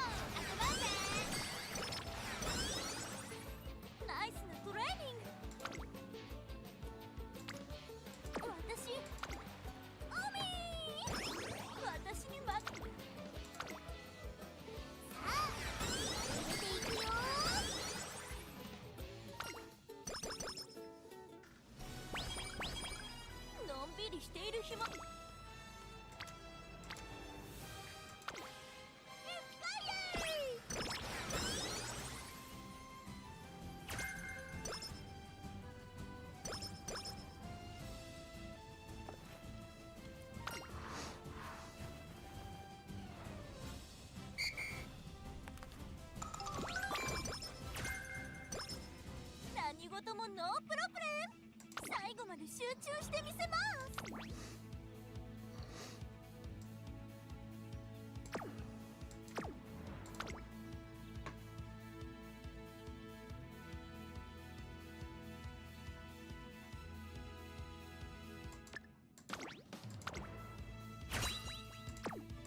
期待にし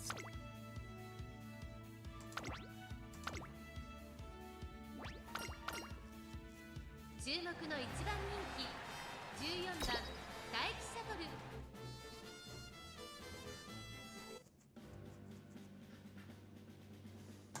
ッツゴー。秋の気配が近づく。さあゲートが開いた。各馬娘綺麗なスタートを切りました。これは位置取りが熾烈になりそうですね。先行争いは桜学信号、成田ブライアン、西のフラワー。期待通りの結果を出せるか。1番人気大気シャトル。先頭は桜学信号、単身で飛ばしていきます。2番手の位置で先頭を伺うのは7番、3番手に大気シャトル、内行き仕分け者、後ろ西のフラワー。その後からカレンちゃん、少し離れて成田ブライアン、そしてそのうち3番、さらに8番、さらにはリコーペガサス、そのうち並んで4番、第4コーナーカーブ。馬娘たちがどう動くか目が離せません。まだ1馬身以上の差があるぞ。ここから捉えることができるのか。まだ先頭は動かない。これは直線勝負になるか。最後のコーナー、先頭を来たのは桜のチーム大気シャトル。並びかけてきた、飛び込んできた大気シャトル。残り200、大気シャトル完全に抜け出した。と大気シャトル。しかしその差はわずか。桜のチーム食らいついていく。お見事大気シャトル。着差以上の強さを見せた見事な勝利だ。次のレースも風穴開けます。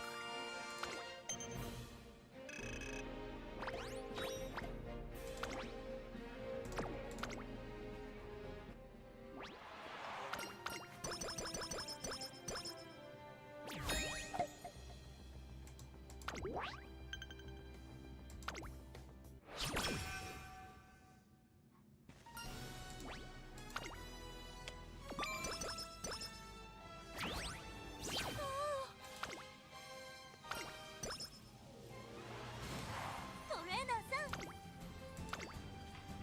一緒に頑張ろう。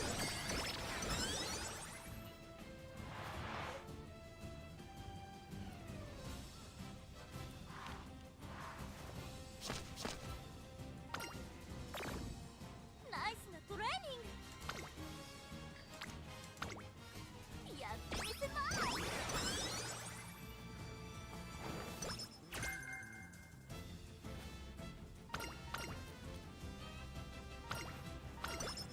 コンディションは上々。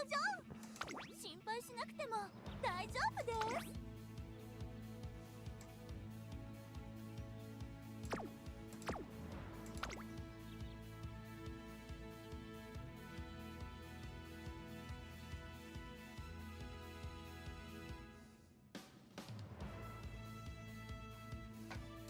足の調子もグー。楽しみにしていてください。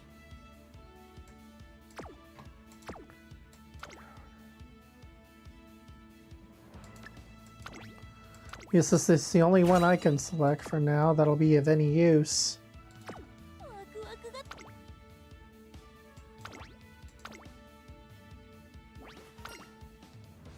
ここは負けられない1番人気12番。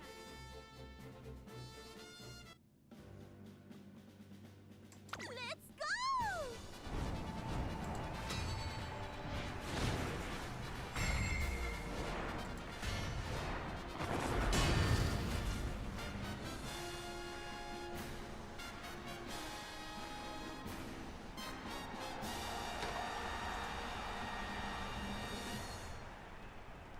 長く続いたマイル路線も終わりを迎える。王者誕生、マイルチャンピオンシップ。人気と実力を兼ね備えたオグリキャップ。今日は3番人気です。この評価は少し不満か。2番人気はこの子サイレンス鈴鹿。威風堂々とスタートを待つのはこの馬娘。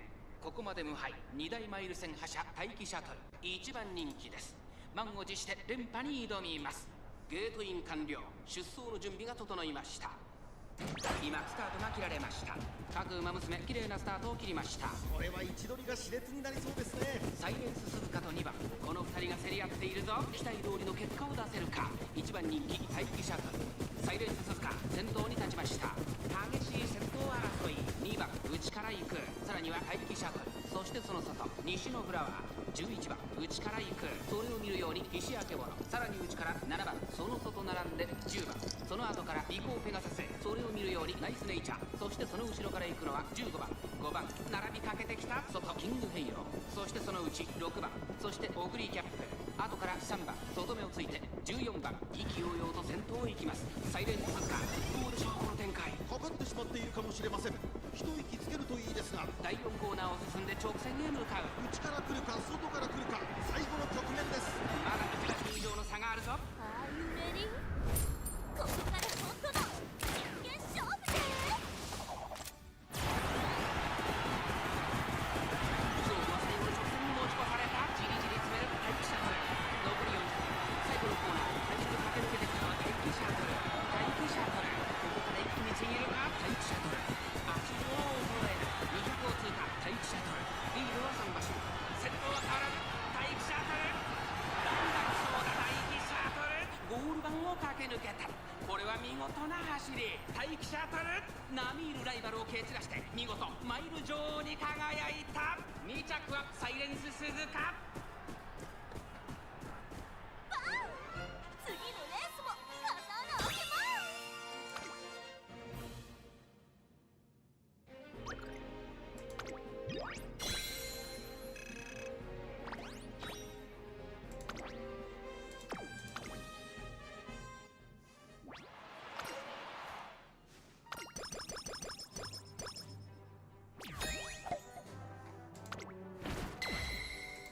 トレーナーさん、よろしくブシッ。全力で来い。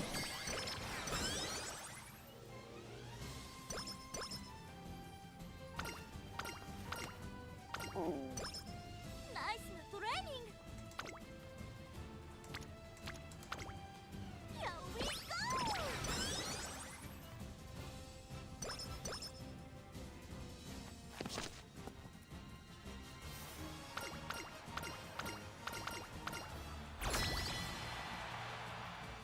足の調子もグッ。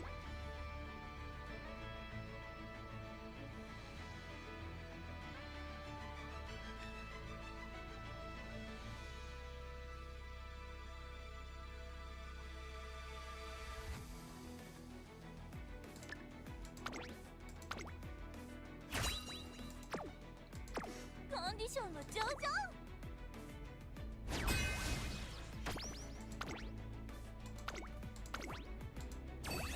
ビクトリー目指します。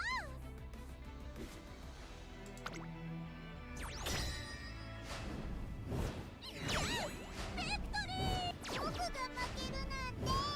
Tail lost. Oh no. Ah,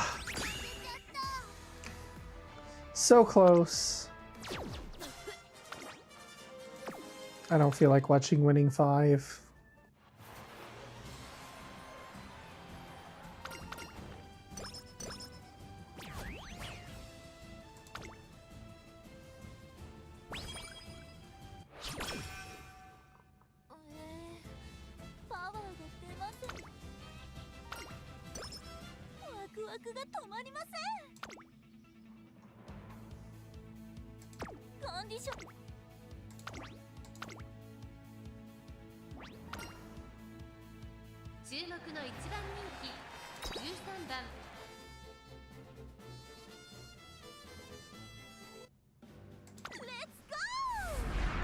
荒れた天候。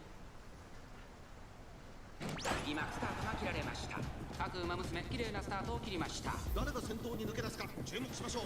Oh, hell yeah, Twin Turbo's in this race. Woo! She's one of my 3 favorite. 花を奪っていったのはスイースター、アイレス・フージ、並びかけてきた。早くも激しい競り合い。5馬身離れてアグネス・ターキオ、その内並んで富士奇跡、すぐに続いてエルコンドル・バサー、そしてその外を回って16番内から行く待機シャトル、それを見るように3番後から10番その後からゴールド7、外で11番、外から17番、そのうち並んで成田大使、さらには15番、外には18番、そのうち並んで9番、後方2番手に12番、最後方14番、意気揚々と先頭へ行きます。スイーパー、どうでしょうこの展開。ちょっとかかり気味かもしれないです。息を入れるタイミングがあればいいですが、第4コーナーカーブ、勝負どころ、最後の直線へとかけていきます。さあいよいよ直線だ。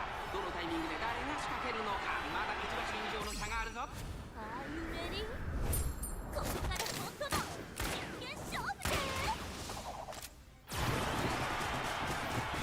はい、シャトル、外で足を溜めています。さあ、ここから先頭を伺うのは誰の先へ。はい、シャトル、ここで抜け出した。さあ、最終コーナーを曲がって最後の直線コースに入った。食い下がる、スイーパー、はい、シャトル、先頭は待機シャトル。これは強い。200を通過、待機シャトル。足を衰える、待機シャトル。リードは4馬身。2番手争いはツイッターはゲルトになるからさあ、後ろに突き放して待機シャトル。ゴール板を駆け抜けた。バン次のレースも刀開けます。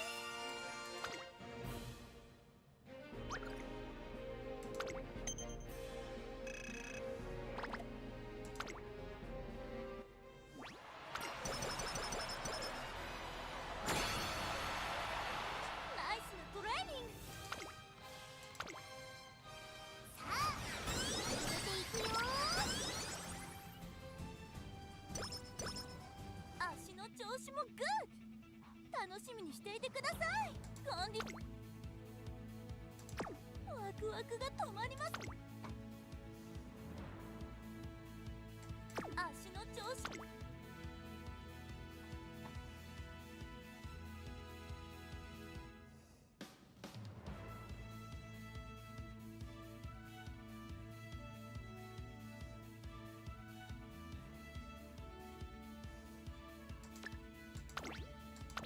I'm gonna take a gamble. Say the weather's gonna be cloudy. Haha! Hell yeah!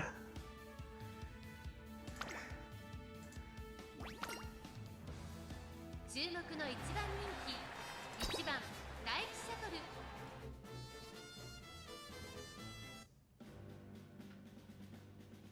レッツゴー。曇り空の下スタートです。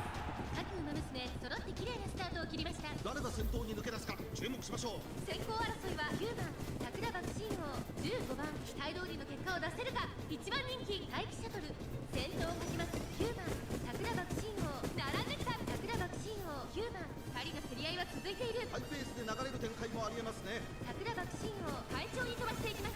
花を奪っていたのは桜爆心王。続いて9番激しい先頭争い、1馬身離れて15番後から串焼け物、さらには西のフラワー1馬身差待機シャトル、少し後ろから成田ブライアン、それを見るように7番2馬身3馬身開いてウォッカオグリキャップ並びかけてきた。1馬身差3番エイシンフラッシュ並びかけてきた。その外並んで18番、それを見るように14番、そのうち並んで5番少し後ろから8番、後方2番手に10番4番、最後方からという体勢であります。桜爆心王先頭を進みますが、これは正解でしょうか。桜爆心王、彼女の客室には合っていますね。第4コーナーカーブ、勝負どころ、最後の直線へとかけていきます。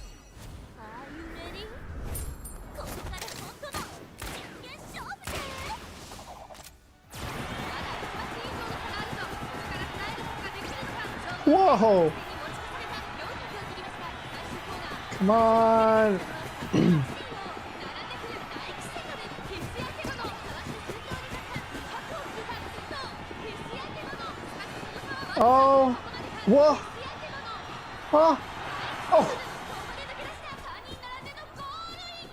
第一シャトルわずかに体勢 Oh shit! Did you see? Was that Ogre 第 Cat? 一シャトル URA ファイナルズ準決勝を制しました。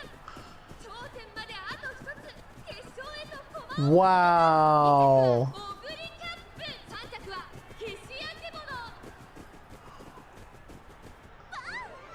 次のレースも Wow!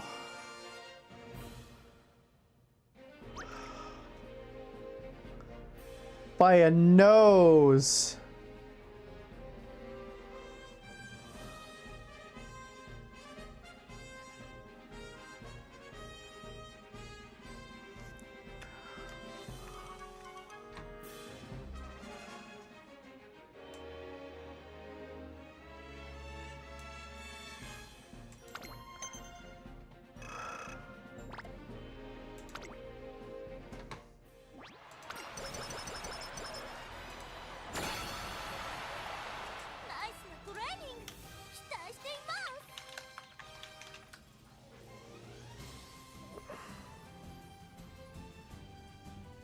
That one was an amazing finish. Oh my gosh.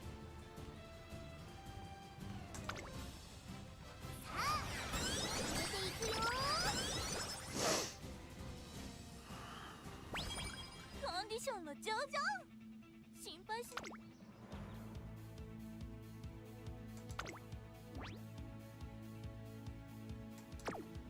足のワ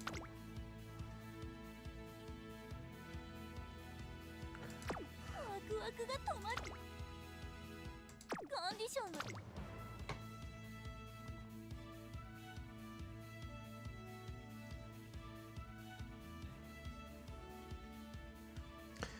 I mean, if the weather's rainy, hey, I benefit, but it's the only skill I can learn that's going to be useful for this last race. So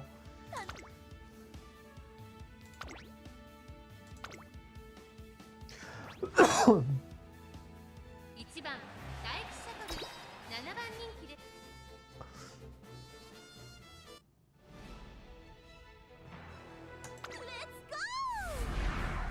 ジョークスタートです。各馬娘綺麗なスタートを切りました。これは位置取りが熾烈になりそうですね。先行争いはマルゼンスキー、ニホロブルボ、マヤのトップガン、マルゼンスキー、快調に飛ばしていきます。さあ激しい先行争いで前に出たのはマルゼンスキー、マヤのトップガン、並んでくるマヤのトップガンとマルゼンスキー、序盤からやり合っています。ハイペースで流れる展開もありえますね。さあ花に立ったのはマルゼンスキー。このままリードすることができるか。2番手の位置で先頭を伺うのはマヤのトップガン、1馬身離れてミホのブルボ、さらには待機シャトル、1馬身差スペシャルウィーク、外を通りまして17番、それを見るように5番、すぐに続いて18番、そしてタマモクロス、そしてその後方には16番、少し後ろから14番、内には4番、差がなく12番、第4コーナーカーブ、内から来るか外から来るか、最後の局面です。まだ1馬身以上の差があるぞ。ここから捉えることができるのか。Are you ready? ここから本当の真剣勝負で勝負はストール直前に持ち越された待機シャトル、前を狙っているぞ。じりじり詰める待機シャトル、方向まで400、最終コーナーを曲がって先手を切ったのは待機シャトル、待機シャトル、先頭は待機シャトル、これは強い。200を通過、強すぎる。先頭は依然待機シャトル、待機シャトル、足元は衰えない。待機シャトル、これは完璧な that wasn't as close as the last one. まるで許さなかったぞ。待機シャトル、You are 次のレースも風穴開けます。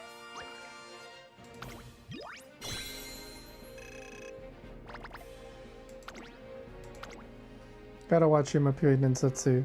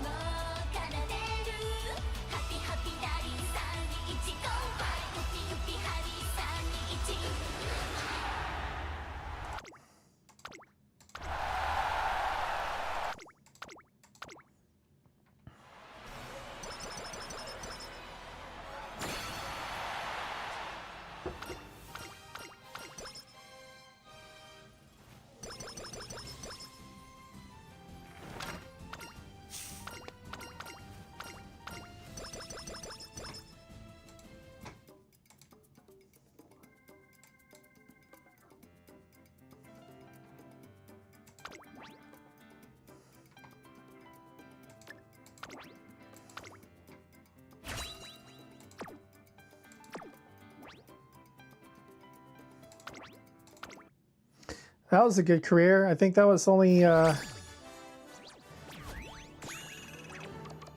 still a B plus.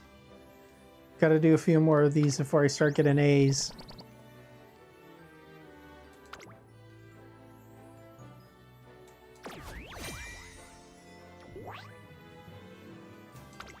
私強くなれました。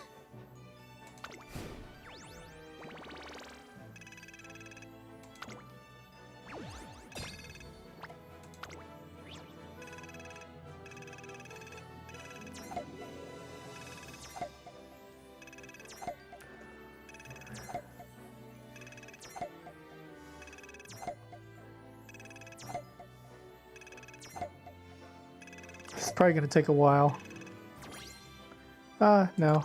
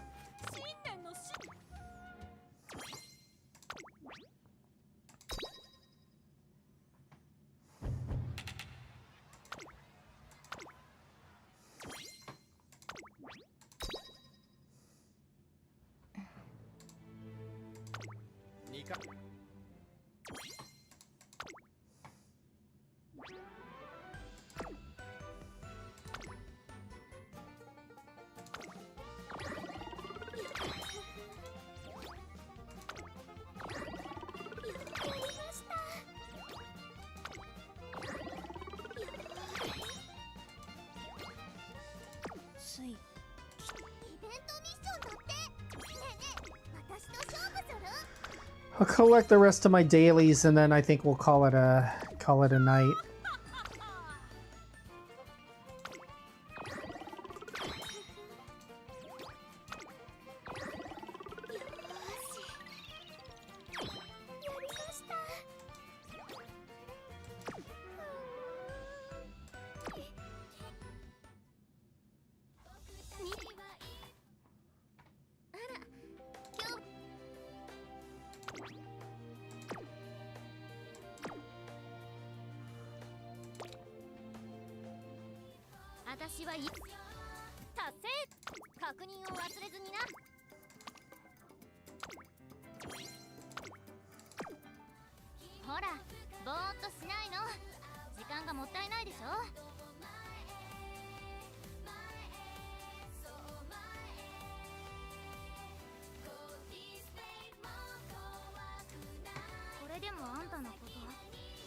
Alright, I think that's gonna do it. I completed a career. I gave you an update on some Miata news, so till next time, I think I'm gonna try and stream at least a couple more times before for the rest of the week, including this weekend. So we'll see. I tried to get a short done last weekend, but I'm gonna tell you something.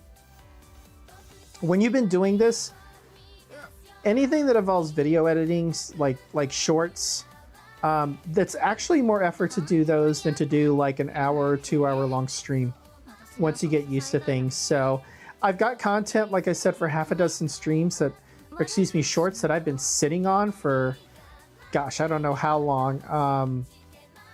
I feel like I'm going to commit to getting at least 1 or 2 done before over the next few days. So look for those. But like I said, I'm going to do that. I'm going to try and stream twice before Sunday. So we'll see. So until next time, thanks for joining. I know chat was at least somewhat active. We had about 6 or 7 of you. So let me know if this this formatting was a little bit better about doing like Miata or car news before getting into gaming. The other thing is I'm trying to pick out maybe 1 or 2 games that I'm going to play besides this and GFL2 that I'll get started on. I have an idea for 1 or 2 of them, but we'll see what works out. Till next time, see you later. Like, comment, subscribe, follow me, and